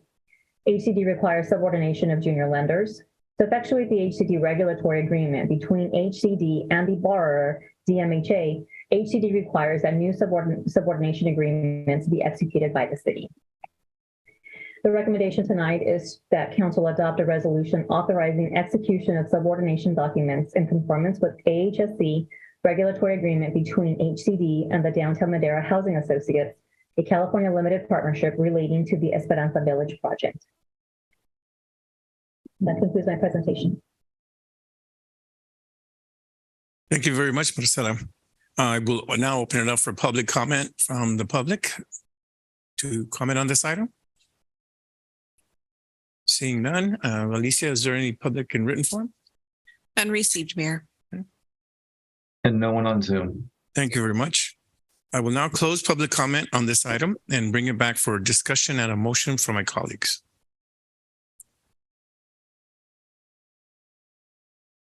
Can I have a motion, please? I motion. Item D5. Second. Rodriguez. Did I hear one from this? Anyone? No? It's okay. Go And it ahead. was Mr. Villegas. Yes. Motion to approve item D5 by Councilmember Rodriguez, second by Councilmember Villegas. All those in favor say aye.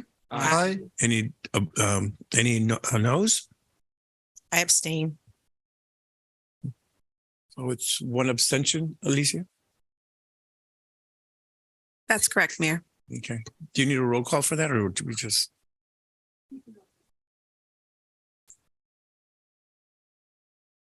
To include the abstention. A vote was taken and the vote is 6 yes votes and 1 abstention. Okay, that's what I. Okay, well, thank you very much. Motion passes. Thank you, Marcela. Under item E, administrative reports, on item E1, Lions Town and Country Park update number 2. I believe Mr. Hebert, you have this? Yes. Good evening, Mayor and Council. Can you hear me okay? Yes, sir. You see my screen okay? Yes, sir. All right. So this is the Lions Town and Country update number 2. Let's see if we can.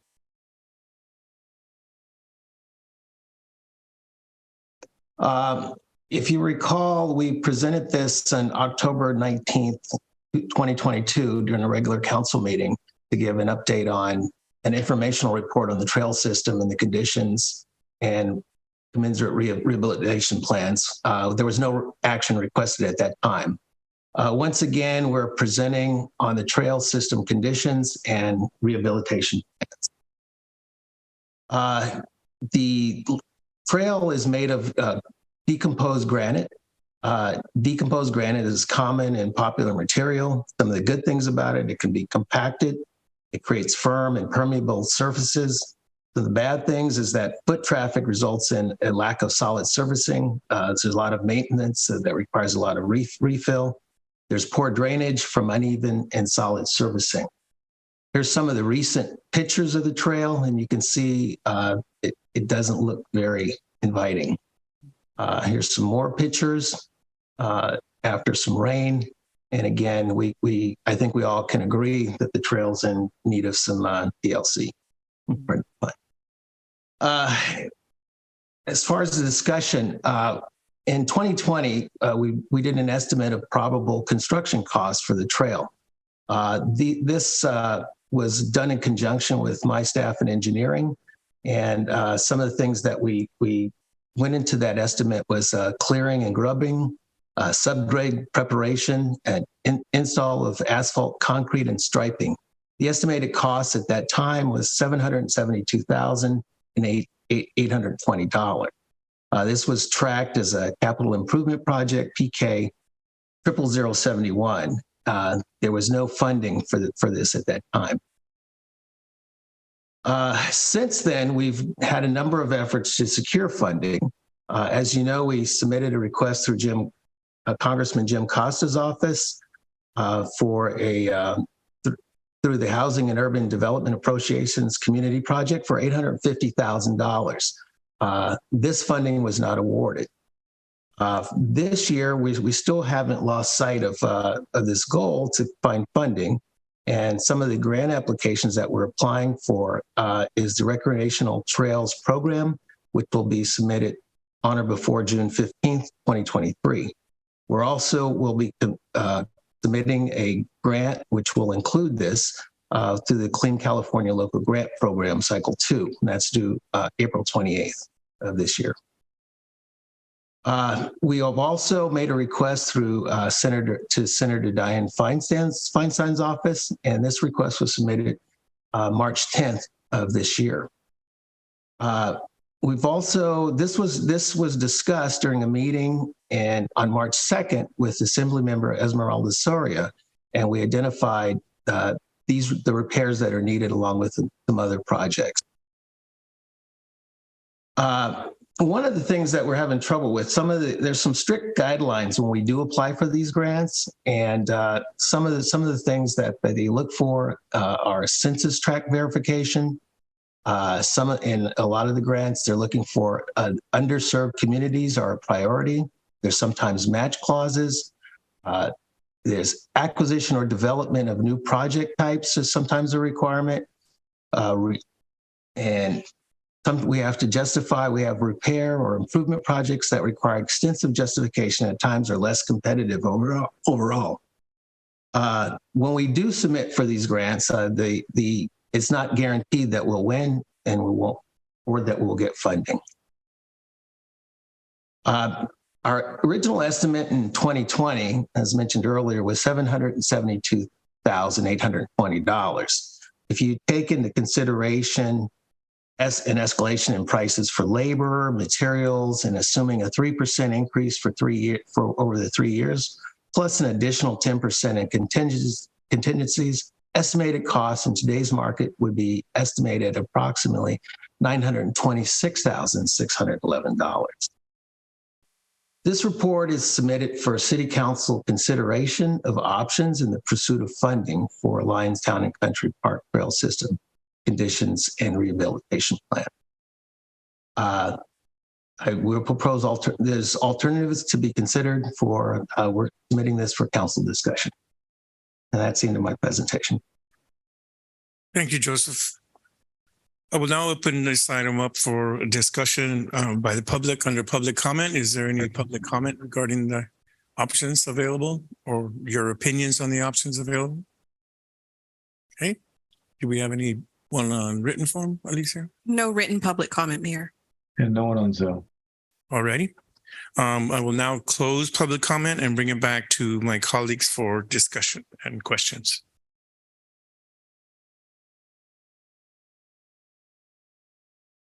I'm sorry, Mr. Rodriguez, you're up. Thank you, Mr. Mayor. Joseph, thank you for the presentation. These grants applications that we've done, do we have a date of when they'll be awarded and when we may find out if any of these applications receive the award? We haven't submitted the Clean California one yet, nor the other one, but I know there was a request that was submitted to Senator Feinstein's office. I know engineering submitted that on our behalf and with our input. So I don't have any date when we might get a response back. You know, some of these grants are, like you said, can be challenging because of the census tract and others very highly competitive grants. So yeah, I'd be curious to know how soon, and maybe that Clean California grant also. I know that's the second phase. I think we're successful with that there for our river show, right? Yeah, we won phase 1 for river cleanup. And one of the things I will caution you though is that we just had a workshop this morning with Caltrans on this, and they have advised that if you won once before, your chances of winning again are somewhat limited. So I'm not 100% optimistic, but we'll do our best. Yeah. Well, I know that there's many communities in need, and I mean, we certainly would be very honored to receive it twice. It'd be great. Right.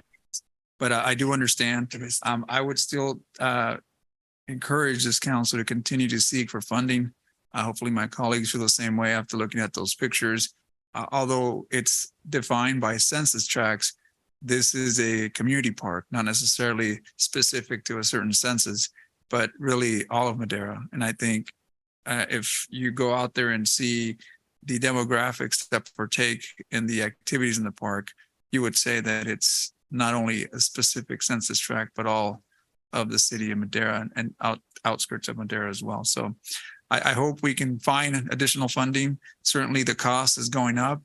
And I know that the longer we delay, this can get out of sight pretty soon. And I just hope that my colleagues continue to push and encourage our staff to continue to seek for funding. And that's it. Joseph, would you do me a favor and go back to the slide that Councilmember Rodriguez was referring to? Which one? Go back, and it talks about census tracts and sure. identifying communities lacking parks, or rather than that, the priorities, prioritizing the funds granted. I'm so sorry to throw a monkey wrench into this right now. All right.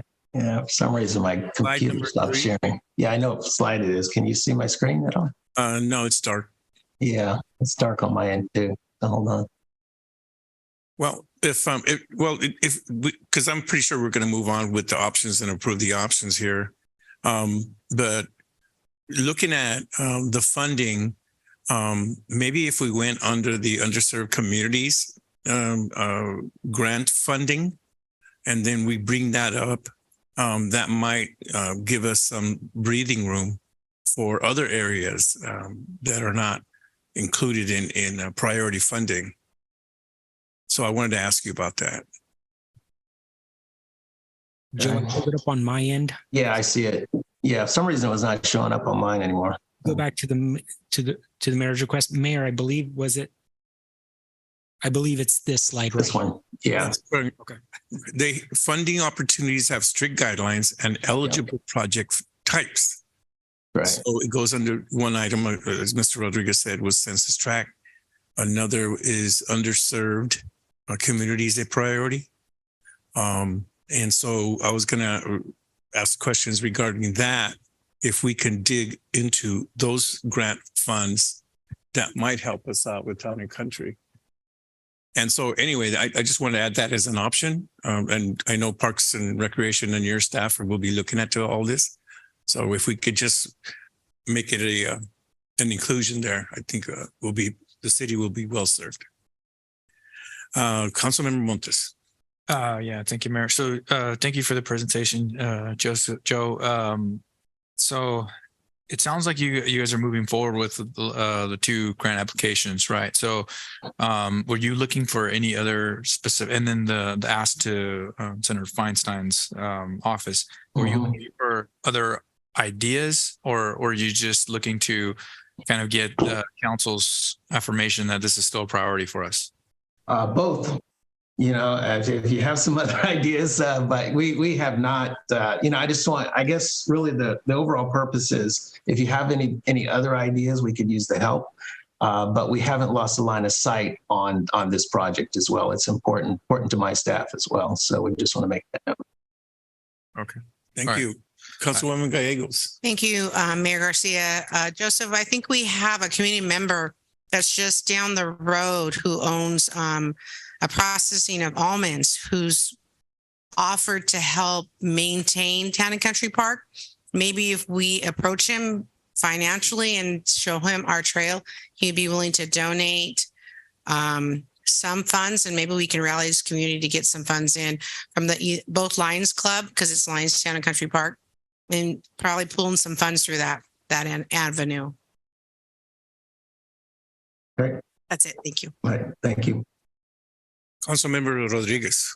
Yeah, and thank you, Mayor. And again, Councilmember Montes, I know you brought up a good point. Is do you have any suggestions or recommendations?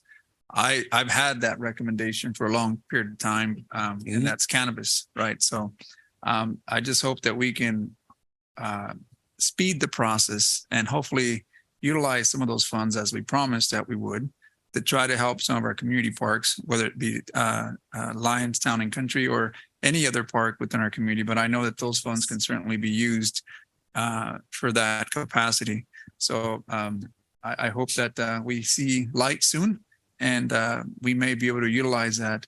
I noticed that projects in 24, 25, don't know that I'll be here, but I'll still continue to champion and hope that we can find the funding. So that I will continue to stress that we move on that as soon as possible, and hopefully utilize the funds that become available for parks and other areas of need in our community.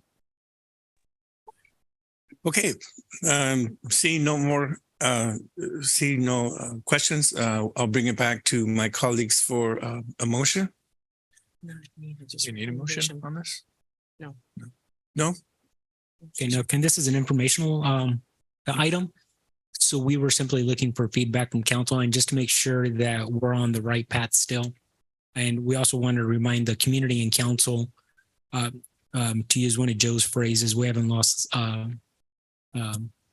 sight in terms of what the priorities are of the council and the community. Okay, thank you very much, Joseph. We will now move on to item E2. Emergency repairs to Avenue 13 sewer trunk main at Granada Avenue Drive. Update number 4. Thank you, Ellen, you have this item. I do. Thank you, Mayor, members of the council and the public. I'm going to do the screen sharing from here. That works. There we go. Oh, they can't? Okay, what do I need to do here? Special, or almost a special, and there's certain sequence that. So important. Please.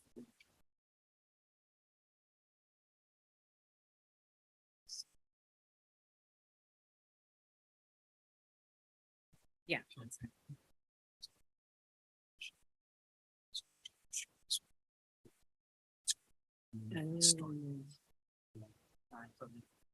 Okay. Thank you. Thank you very much for that one. We are making another update tonight because of the emergency contract that is still ongoing. And this is our 4th update. It's our 5th presentation before council. And in case anyone forgot, January 2nd was when all the activity happened out there. And on the 9th is when we had a more significant collapse, and Floyd Johnston Construction mobilized on site under emergency contract to start the repairs. On January 21st, we had significant more damage out in the site, and we reported that at your February 1st meeting. And up to and including tonight, we've been reporting on site stabilization activities, the excavation to actually get down to the sewer pipeline, and the replacement of the pipeline and the manholes that are out on site.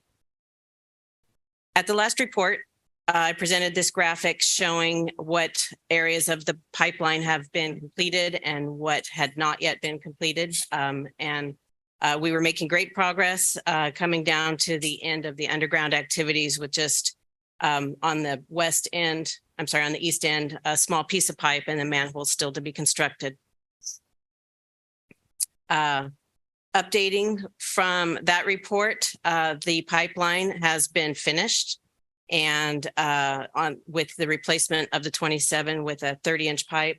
The reason why it's a 30-inch instead of a 27 is that was the pipe that was readily available. It's not that we were intentionally upsizing. It's just that's the pipe they could get, and we wanted the work to continue quickly. We've also finished the 3 new manholes, and I think today they were working on installing the protective coating that will prevent any kind of corrosion in the future. Due to the sewer gases that collect in them. And they've removed most of the shields that are in place to protect the workers from the trenches, and they've backfilled all the excavations. So as of today, just about everything is green. There's one yellow square around the structure that's on the north side where the 27 ties in with the 42, and that's because they still need to finish the coating for that particular structure. And that is scheduled for tomorrow, I believe. So it'll be green tomorrow. Moving forward, finishing the coating of the concrete box. And next week, we hope to be able to remove the pumps that are out there. That is the plan and the word that I got from the contractor. We're going to run a video camera down the line. That's going to be our documentation of the completed project. So we don't want to do that when it's running full. And then it will be a very systematic process. It might take a couple of days, actually, where we will start removing one of the pumps on the 27-inch line and, checking to make sure that downstream is handling it and that everything's holding. And there are some plugs in place that do need to be, we had to physically build a brick and mortar plug in the structure. So they're going to go in and actually take that out kind of from the bottom up, because there is going to be some flow that's going to be in the line as soon as they start taking that plug out. So they do plan on this taking several days. All the while, the pump company will be standing by, and hopefully we won't need to fire everything back up, but they'll be in place if we need it. And the goal is to have the pumps completely out of there by the end of next week, 23rd, 24th. So assuming everything is fine, then they will actually clear out of the site, and that will allow the contractor to get in and finish the site clearing. Comcast needs to come in and reestablish their conduit. Union Pacific Railroad has some work that they need to do with conduit and setting their their signal arm on the one corner. And then we would be hopeful that we can start roadway restoration the following week of March 27th. I took some pictures yesterday of the site. Just it's awfully muddy out there, and so sure people aren't venturing out there too much. But I did want to show that all my other pictures had these giant excavations, and they are now full. This particular picture is they've been working through the rain. They have a setup over this. This is the manhole over the structure, so they can do the grouting to make the inside smooth and kind of bring everything to a like new condition. The muddy area behind it, you can see the cat tracks. That's actually where the 42-inch pipeline is. So that's been brought up to grade. This muddy area is on the, it's looking at the other side of, you can see the canopy there. So this is the area over the 42-inch pipe that failed. They've been trying to protect it as best as they can from water infiltration. You can see a lot of the black plastic. That's going to be a challenge in moving forward with our restoration. Sorry, wrong direction. This is on the south side of the tracks in the intersection. If you could see, there's 3 green columns in the ground. Those are water valves, cluster of water valves that are normally in the paved area. So this will all be restored with new pavement. And similarly, this is back away from that area. You can see we're hoping to be able to preserve, this is Pecan Avenue. The north side of the street still has pavement. There's, it's a very thick asphalt section. It's like 9 inches to almost a foot thick. So we're hoping that we can just saw cut that and preserve that and then rebuild the south half of the road. The costs are increasing and we've tracked our costs through the end of February at about 1.6 million. The pumping costs are extremely expensive. It's running around $300,000 a month per setup. So we've had some extensive costs, but we're so in projecting the costs through to the end of March, that's how we arrive at 2.4 million. So it's, 3+ weeks still of pumping.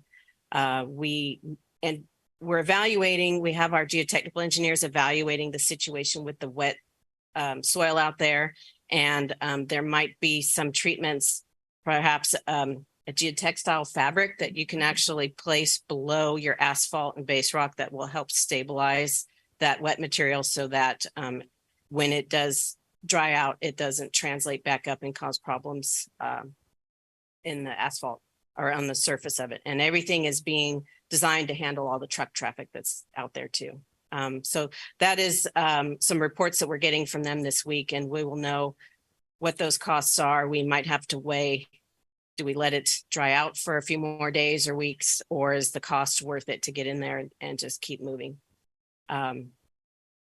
And so once the roadway is restored and paved, we do a fog seal and then stripe it. So which takes about a week for the pavement to cure before you should do your striping on it. Otherwise, it just gets sucked into the pavement. It'll be out there, in 3 weeks restriping it. So on that track, possibly the first week of April, perhaps it could be open. I'm always afraid to commit to a date, but that's what it's looking like right now. So again, no official action, just an update and any questions you might have. Thank you. I'll open it up for public comment. Anyone wishing to speak on the Avenue 13 trunk line? Lisa, do we have any members here? Any written comment? No written public comment, Mayor. Okay. And no one on Zoom. Thank you. So we will now close public comment on item E2 and bring it back to my colleagues for discussion and our questions. Seeing none, thank you very much for that report. And hold on, here we go. Councilwoman Gallegos, sorry. Thank you, Mayor Garcia. Alan, I just wanted to say thank you for keeping us updated. And I know there's a lot going on there. Every day it's changing, and a lot of trucks, a lot of equipment, a lot happening. So we appreciate the details, because let me tell you, when I'm out there in the community, I'm hearing it left and right about what's happening, what's going on, how much is it going to cost. So this really helps me when I'm out there. It gives me a lot of knowledge that I need. So thank you for this report. I appreciate it. That's all, Mayor. Thank you. Councilmember Rodriguez. Yes, thank you, Mayor. Alan. So looking at the pictures, one question comes to mind. I'm not an engineer, but when you have soggy soil like that and you have these pipes or these trunk lines that go in there, I mean, are they compacted the soil to where the water that's coming in or future rain doesn't affect that pipeline or the soil conditions? Yes, there's a minimum compaction percentage that's required over the trenches. And so we are testing with the geotechnical firm as we backfill a minimum when it down lower, closer to the pipe. It's called a 90% relative compaction. As we get higher up the trench below the road surface, that compaction requirement increases to 95%. So, there is a point at which if it is too wet, no, we wouldn't keep filling it and just backfilling over it. So to date, when they were able to backfill a lot of it last week and the week before, that's actually hopefully preventing a lot of the rainwater from getting further down in the trench. And that's why some of it was protected in plastic. But before we start the final roadway prep, we're going to do a lot more compaction testing on it to make sure. And with the anticipated rainfall that we may have in the next couple of days, the paving and all, is that also, I mean, that doesn't delay any of that? It depends how much we get. That's why there's several options that we're looking at. You know, one of them is time. Do we let it sit out there and dry out? Do we pull out the wet material and import dry material? And there's a couple other options that have been provided to us as well. Increasing the base rock that we bring in, we can bring in almost double what would be a typical road section, and that will help as well. Well, thank you. And again, I hope that that projected cost of 2.4 stays there. You know, we don't exceed that, but I thank you for all the presentation and for staff for all they do. Thank you, Ellen. So we will now move on to item E3, informational item on the progress of Madera Transit Plan, fixed route system revision. Marcela, I believe you have this item. Yes, I do, Mayor.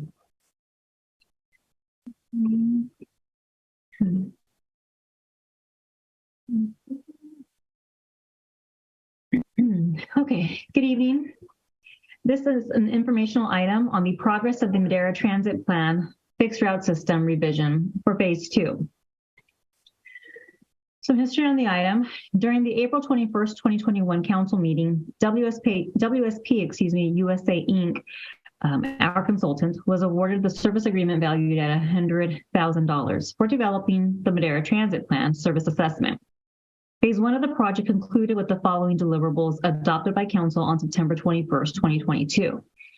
They included the Madera Metro Service Design Guidelines and the Madera Transit Plan. On July 20th, 2022, the consultant was awarded the Phase 2 agreement, which focused on outreach and implementation.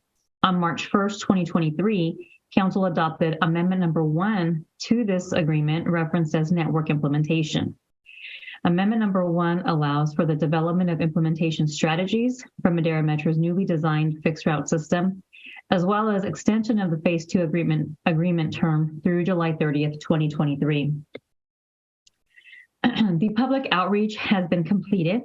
The table depicts the outreach efforts that took place. There was outreach efforts at the district fair, the Madera Community College, Pomegranate Festival, booth at the park. There was also surveys on our transit buses and a couple of different forums throughout the community. Phase 2, again, it was network implementation. The network implementation component includes finalizing changes to Madera Metro's fixed route schedules. Feedback on the proposed routes have been provided by City Council, as well as city employees, county employees, transit advisory board members, the ADA, community stakeholders, community residents, and our consultant.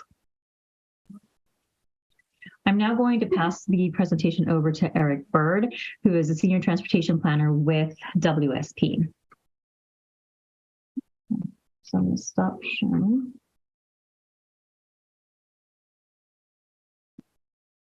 Okay.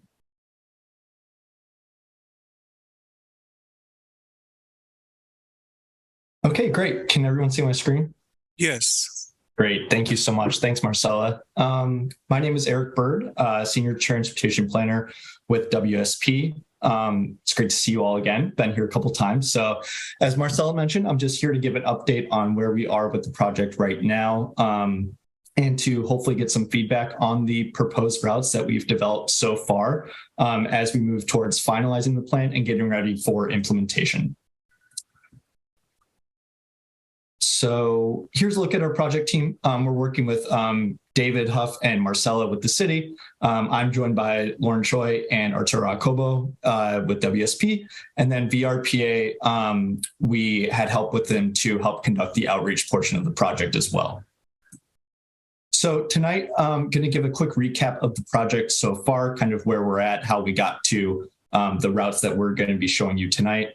And then showing you the routes themselves, and then going over a quick update on where we are with Walmart, and then going over next steps. So here are the high-level goals that we're trying to achieve with these new routes. So we're trying to create a new network that is a lot better for folks to use. So how do we do that? One of the things that we've implemented is basically designing routes so that they are as straight as possible.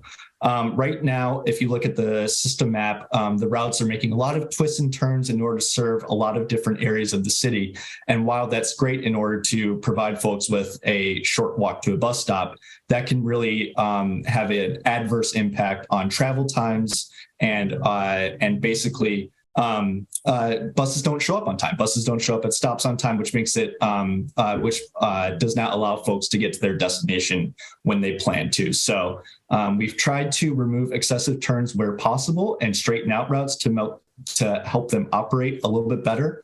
But also we want to make sure that we are providing access to key destinations throughout the city, and we're making sure it's sort of a line to thread there in order to make the routes operate as efficiently as possible, while also not making folks walk too far to get to their destination.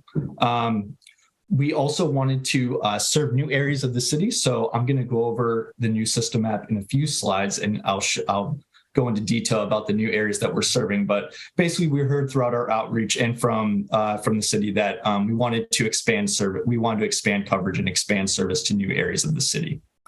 Also, we wanted to create better points where folks can transfer between the different routes. And that kind of, again, I'll go over that with the new system map, but basically what that allows for is you don't need one route trying to serve all of the city. What you can do is sort of break up the routes to make them a little bit shorter and straighter, as I mentioned, to really focus on different areas of the city. And then have transfer points where folks can transfer from one route to another to get to different areas of the city, which helps the routes operate a little bit more efficiently, and overall is just a better use of resources in general.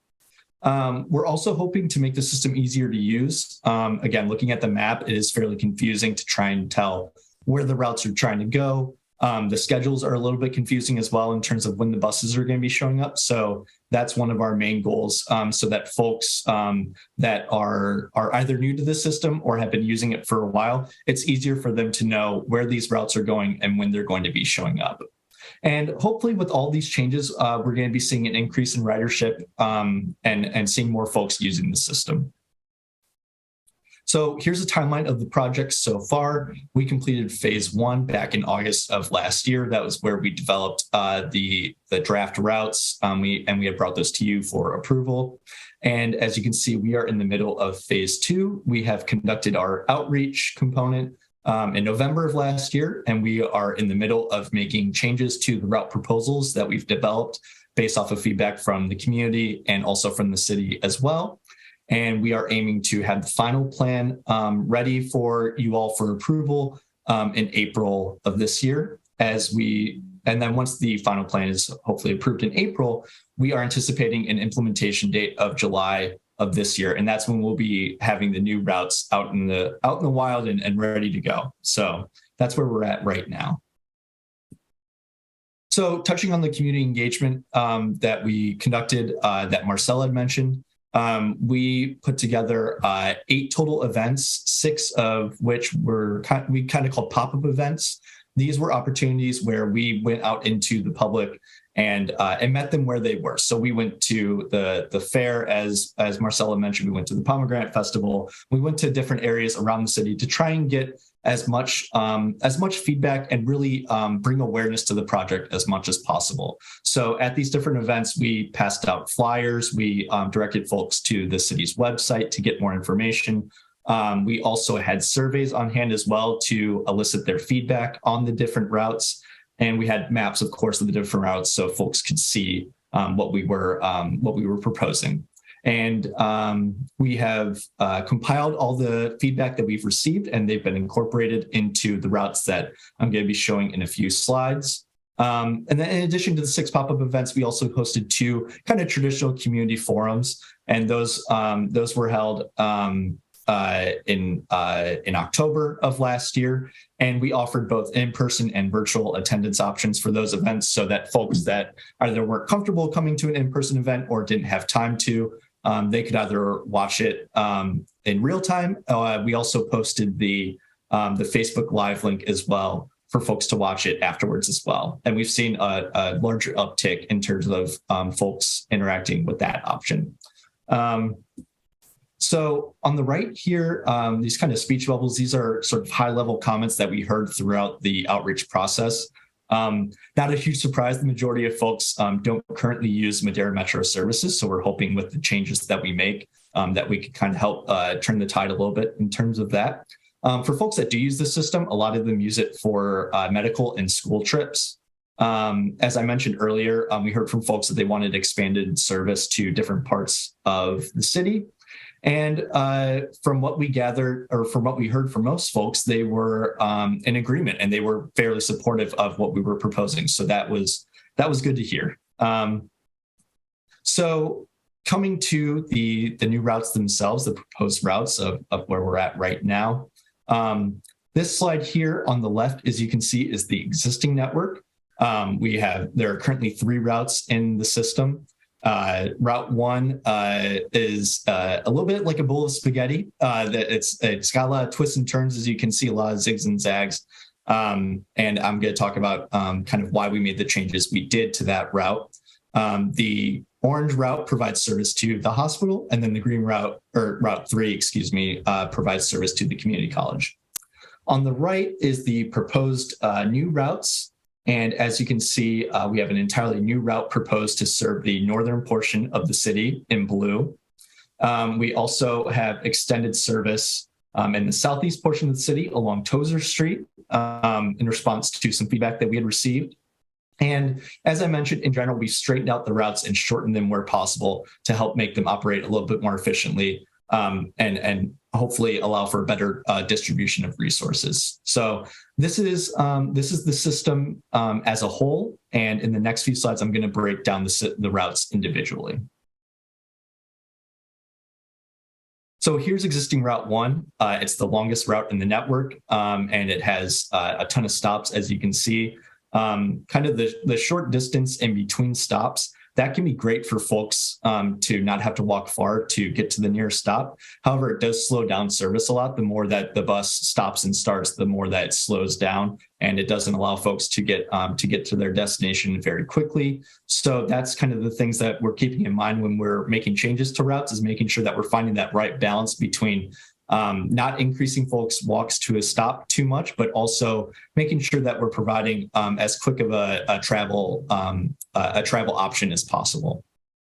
So here's the existing Route 1, and for the proposed, something I want to draw attention to is the name of the routes as well. We're switching from numbered lines to having them reflect their colors. So this is the proposed purple line. And as you can see, we've pretty much consolidated this route to serve the portion of the city east of State Route 99. This is kind of what it does well. This is, as you can see, it's serving a lot of key destinations kind of sprinkled throughout the eastern part of the city. And as you can see, as I mentioned in a previous slide, these transfer stops, these are opportunities for folks to transfer to other destinations throughout the city, so that the folks that right now take this route, for example, from the eastern portion to the west side of the city, they still have access to that part of the city just to a different route, just via a different route. So that can be accomplished by transferring at one of these different locations here. This is the intermodal station right here, where 3 of the routes will be meeting. The Walgreens up here is where all 4 routes will be meeting. And then this transfer point down here at Tozer Street, this will be where the purple route will be meeting with the orange route. So the next route, this is the existing Route 2. This is serving the hospital. As you can see, kind of similar to Route 1 in terms of it's trying to kind of serve a whole bunch of different purposes with one route path. Again, that's great for folks that are using it for a specific purpose, but on the whole, it does worsen service. So here we want to take what it does really well, which is serving the west side of the city, and try and optimize that a little bit more. So here's the proposed orange line, again, going back to those routes that are reflecting the colors. As you can see, it's still serving the west side of the city. We've straightened out the route a little bit more along Granada Drive, up along Howard, and then coming to connect to the intermodal station, again, providing an opportunity for a transfer to the purple line that covers the east side of the city. And then again, in response to a desire for service for the southeast part of the city, we brought the route east along East Almond Avenue down to Avenue 13, where folks will be able to transfer to the proposed Green Line to get down to the community college. And then we brought the route up Tozer Street again to terminate here with the purple line for, again, another transfer opportunity. Eric? Yeah. I'm sorry to interrupt. If I recall correctly, we, during our discussions, considered the route to continue up through Tozer, but this proposed route does not show that. Can you, with your cursor, show where we were proposing to take it up through? Sure. And I was going to touch on that in the last slide where I showed the full system map. So it might be a little bit easier to show in terms of the interaction with the other routes to have that discussion. I can come back to this one as well if that's easier to reflect on this one. But yeah, I have that pointed out in a future slide. Thank you. Yeah, of course. So here's the existing Route 3, which serves the community college. And we didn't make too many changes to this route. As you can see, it's fairly straight and provides as direct of a path, or a fairly direct path down to the community college here. So basically what we did here is we brought the route along Sunset Avenue to connect to the intermodal station again, so we can provide the transfer opportunities to the other routes, and then kept its path coming south over to Avenue 13. And then the existing route dips down here down to Avenue 12. And instead, we've kept it east along Avenue 13 to allow folks to transfer to the Orange Line to provide service to the southeast portion of the city. And then we brought it down to Road 29 out to the community college. So this route, there's not a whole lot of change, particularly on the ends of the route. There's a little bit of change in the middle of the route. And again, that's to provide the transfer opportunities to the other routes. So lastly, I'm going to touch on our new route, which is the proposed Blue Line. This is going to be serving the northwest or the northern part of the city, providing connections to key destinations such as, of course, Walmart, the Pan American Park, Matilda Torres High School, and the existing Amtrak station. So again, this is answering the call to expand service to new parts of the city with this route here. So here's a summary of, again, bringing back to the system map. And this is what Marcel had mentioned here. When we had taken these routes to meet with the various city staff last week, and we had discussed possibly addressing this sort of gap in the network right here along Tozer Street that exists between, I believe this is Avenue 14 and a half and up to Yosemite right here along Tozer Street. For now, we have the Orange Line terminating here with the Purple Line at Tozer Street and Olive Avenue, again, to provide that connection between the Orange and the Purple Line. So this is a discussion that we'll continue to have as we work towards finalizing the routes in terms of whether because folks in this area here, they would still have access to, there was mention of a market up here and some other key destinations. So folks could still use the Purple Line to get there. They would have to go through downtown. So it's definitely not a direct path there. So all this to say, this is up for more discussion. And if anyone has any priorities or thoughts on how this should be addressed, that'd be welcome. But yeah, Marcel, that kind of addresses what we had talked about, I think, at our previous discussion. So providing a quick update on Walmart. So we have developed, WSP, we had developed with the city 3 proposals for providing access for a terminal point to serve the new routes. The city has shared those proposals with Walmart and they are waiting for a response. Next steps, we are in the process of sharing these routes with various different stakeholders. So as I mentioned, we shared them with city staff and received feedback. We obviously presented them to the public last year. We're sharing them with you, council members, tonight. We've also shared them with the operator as well, MV, to get their feedback on whether or not these routes might look great on paper, but they might not be, there might not be some turns or something like that that might not be feasible out on the street. So we're getting their feedback as well. And then we will be finalizing the routes based on everyone's feedback and taking a final plan to you all for approval in April. And then within, as I mentioned, an anticipated implementation date of July. That's when we'll have the new routes out there on the street ready to go. And for implementation, again, the goal is to successfully transition from the old network to the new network. So that deals, or sort of what goes into that is developing new routes and brochure to make sure information on the routes is as up to date as possible, since we'll be changing them, obviously.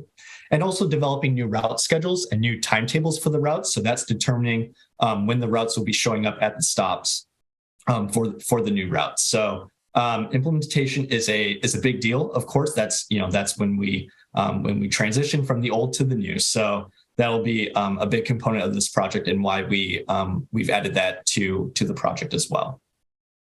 So that's the end of my presentation here, and I'll open up for comments or questions. Thank you, David. We will now bring up item E3 to the public and open up for public comment. I see no public comment on that. Alicia, do you have a public comment? No written public comment, Mayor. And no one on Zoom. Thank you very much. We will now close public comment and bring it back to council for questions or discussion. I did not see who's the first on here. Mr. Rodriguez. Yeah, thank you, Mr. Mayor.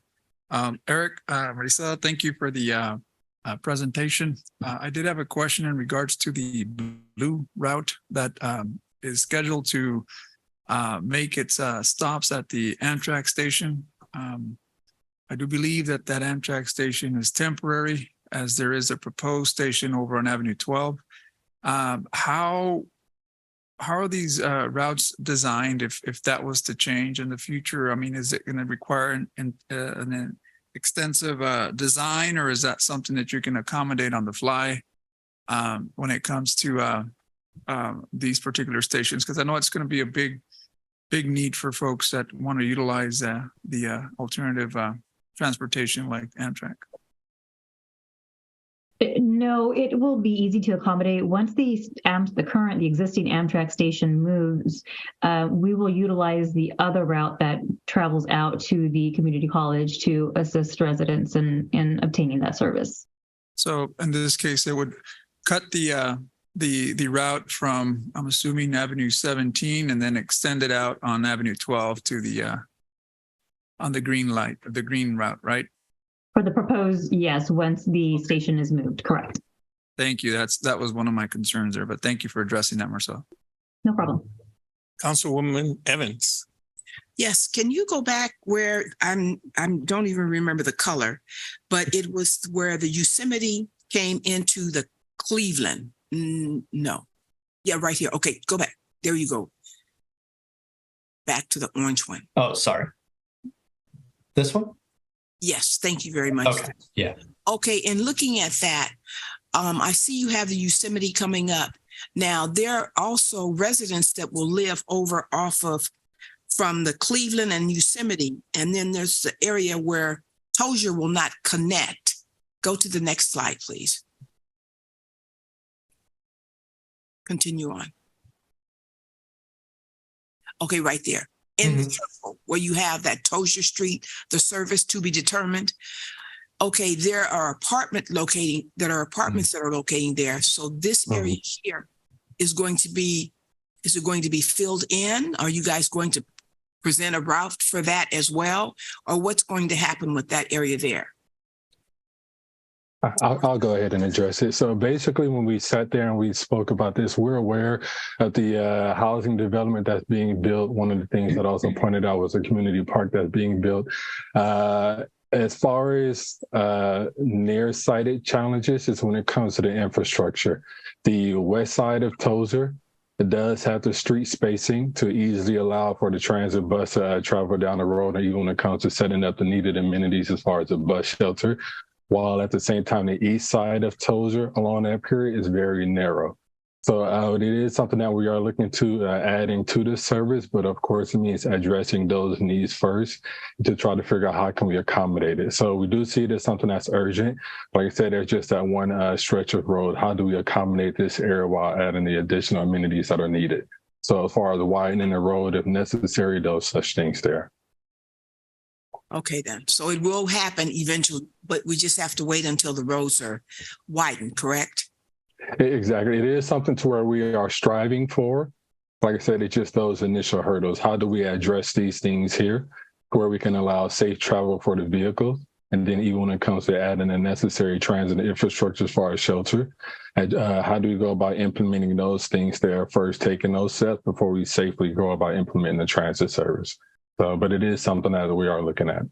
Okay, because you know they have the health department out there as well. So, okay, then. Thank you very much. You're welcome. Mayor Pro Tem Mejia. My question is similar to Councilwoman Evans, because a lot of that portion is in my district, District 5, and I know that a lot of us there rely on public transit. There are 3 schools, there's the rescue mission and the shopping mall that wouldn't really have access, and it would be like more than a mile for people to walk. So I guess so it is being considered, or is it going to be included? It is definitely being considered, Councilmember Mejia. We, as David alluded to, we need to work out the infrastructure challenges that we have in that area. But it is definitely, it's already been in our discussions, and we will be moving forward with continuing those discussions and seeing how we can expand that the route up all the way through to the past Millview and to the shopping center. Thank you. Okay, well, that was an informational item only. I see no more questions, so we'll close out item 3. We will now move on to item F, council member reports and announcements and future agenda items. This portion of the meeting is reserved for the mayor and council members to make brief reports on boards, committees, and other public agencies and at public events, to request updates, to initiate future agenda items, and to take action on matters initiated under this section of the agenda.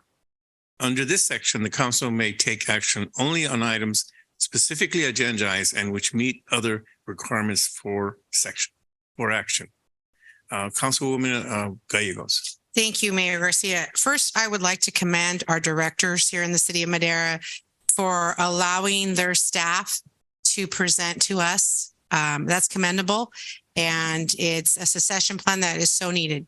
So it's great to see new faces and to have them have that opportunity. I know a couple of them are kind of nervous tonight, but we've seen that quite often in these last few months is you're trying to have your staff get out there and get in front of us. And it's so commendable that you're giving them that opportunity.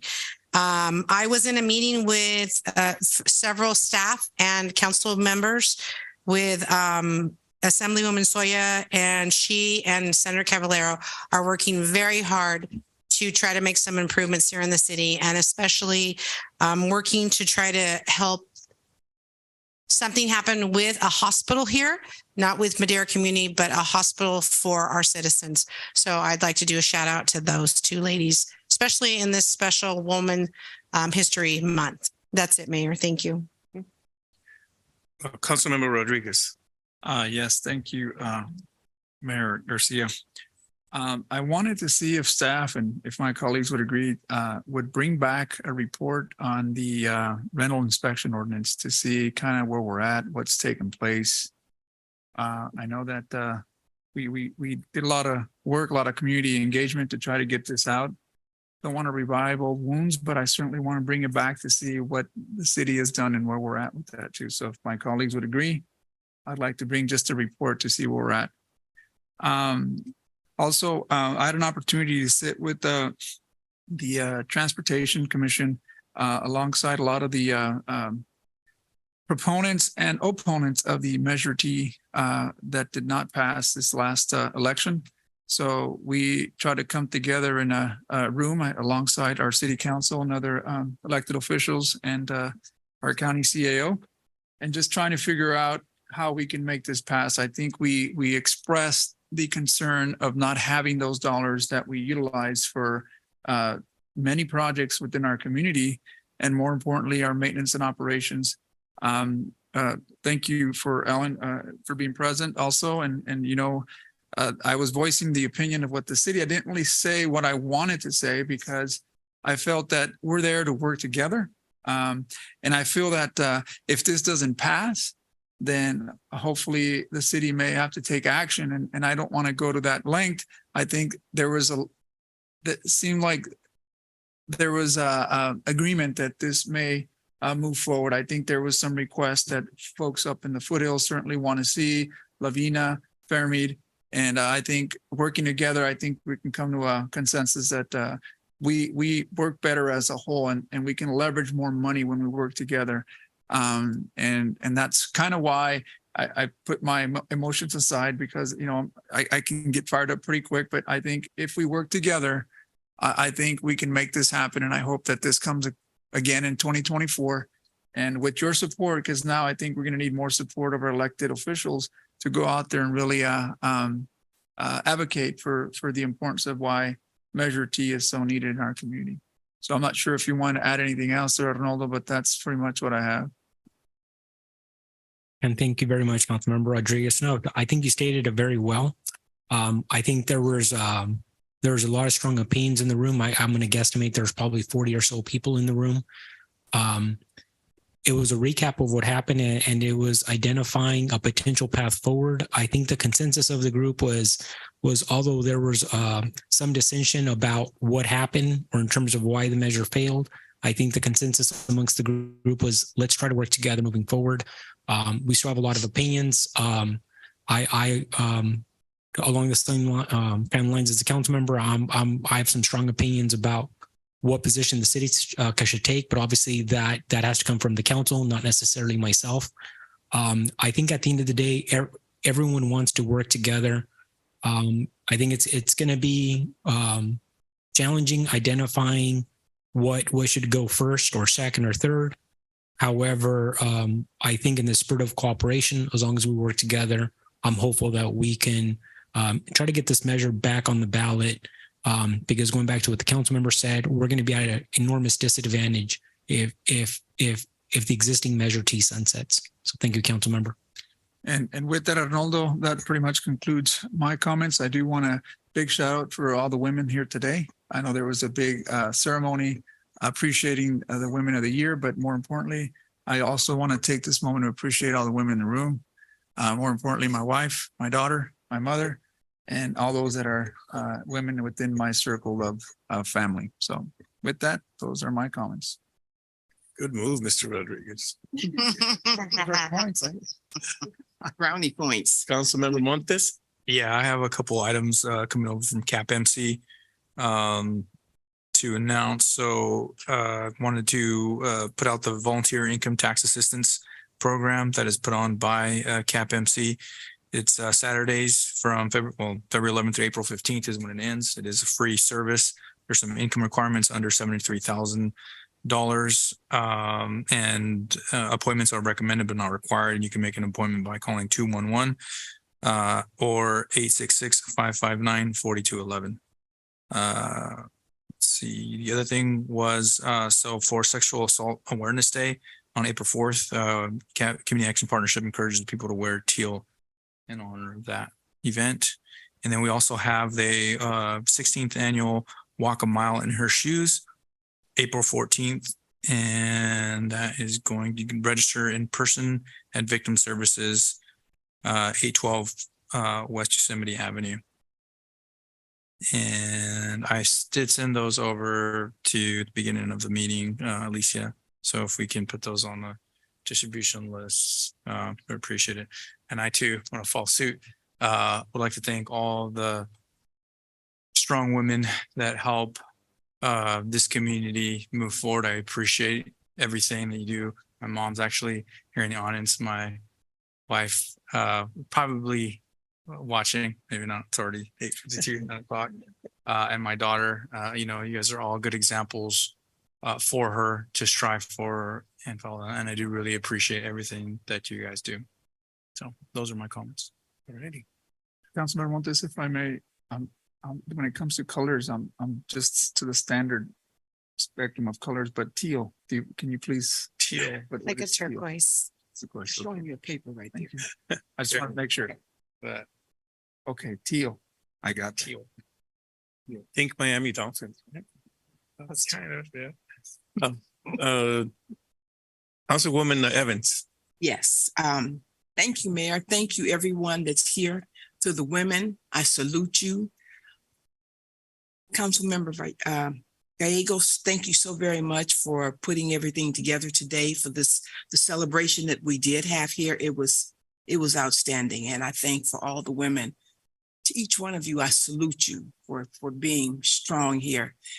In Madera, to our staff, to my colleagues here, thank you. To your wives. My mother's gone. My grandmother's gone. My daughter is gone. So I now pass that baton on to my daughter, my granddaughter, and great grands. So I salute each and every one of you. I received a letter today from Senator Ana Caballero's office from Joyce Dale, and they're requesting that we send a letter to Governor Newsom in reference to the request that the senator has made for the $1.5 billion relief package for the hospital.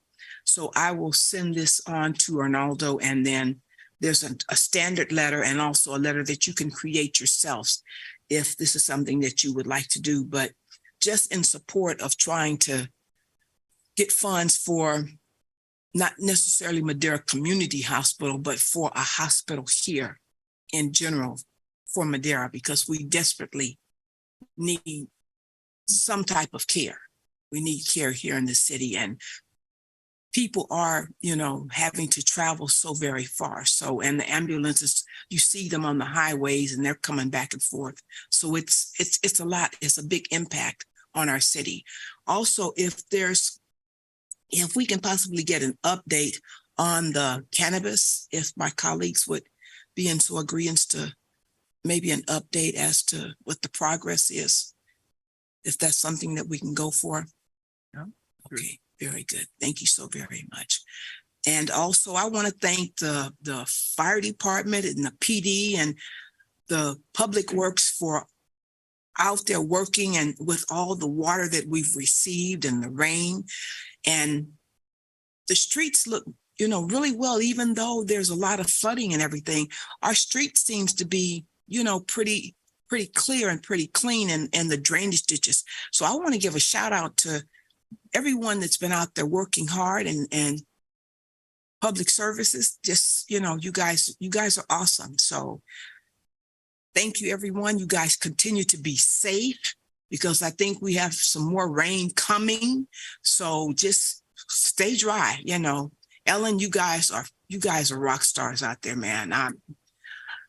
I just want you to know that I so appreciate you guys out there. I've been in that position somewhat, and I've walked the tracks out there. So I do understand what you're going through. So, but anyway, thank you, everybody. God bless you. Go home safely. And Mr. Mayor, I pass it back to you. All righty. Mayor Pro Tem Mejia. Thank you, Mayor. Since we were last here, I got to participate in Read Across America Day at Ezekiel Tafoya Elementary and at Sierra Vista Elementary. So that was pretty fun, hanging out with the kids. I too would like to say how appreciative I am of how much advocating both Assemblywoman Esmeralda Soria and Senator Caballero have done as we are in the situation with our hospital closing. I know Assemblywoman Esmeralda Soria has introduced legislation to help financially distressed hospitals, and we'll be hearing more about that on the future, AB 412. We are planning a free healthcare services mobile clinic on March 26th a big shout out to the Tsushi Medical Foundation in Fresno. It took a phone call to, get them to come out. And I just think that is just, they're great partners, great neighbors. Our situation with the hospital is not just Madera's feeling it, but I think it's a valley-wide problem. It's a problem for communities next to us. I know that they're facing distress as we are. So thank you very much. That's going to be on March 26th. There's going to be free vision, dental, acupuncture, and medical services at the John W. Wells Youth Center. And it'll be from 8 in the morning to 3 p.m. And it'll be on a first come, first served basis. On Tuesday, March 28th, I am also happy to have been a part of the planning for the Stop the Hate workshop in Madera. That's going to be at the Pan American Community Center from 5 to 7. And this is just one of a series of workshops that have been organized throughout the Valley to provide resources to people that become victims of hate crimes. So just happy to see all of the organizations that are coming together to make sure that people in our community that face these kind of crimes, they have some type of help. And that's my report, Mayor. Okay, thank you very much. Councilmember Villegas. Thank you, Mayor. I just wanted to say congratulations to all those Women of the Year and our organization, Cici Gallegos. Also, I want to say that I saw a good job for the city works and the rain. They were flooding all different streets, so they did a good job. That looked pretty good. So that's good because there were lakes and they got ready to circulate it, whatever, and that's good. And I still have a lot of people approach me concerning about the hospital, and all I say, well, we're working on it. We hopefully we can have it before the end of the year or maybe by the summer. So we don't know whatever happened, whatever is going to come, and I hopefully we can have it soon in the future. So, and that's my report. Thank you very much, Councilmember Villegas. I want to salute the women who work for the city of Madera and make sure that our heads are on straight. Of course, you guys all work very hard to make sure that we're taking care of business as well as the fellow councilwomen. My wife and I, Martha, I've been married 42 years. So she's the woman of my life, not just for a year. So just want to tell her that I love her. She's watching, and hopefully everyone will have a good evening tonight and go home safely. This meeting is now adjourned. Well, we're going to go to closed session. I always go that way with the adjournment. It is 9:00.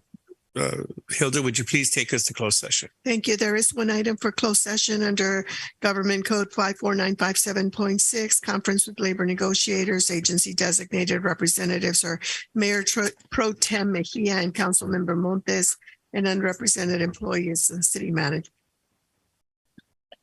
Thank you very much. Good evening.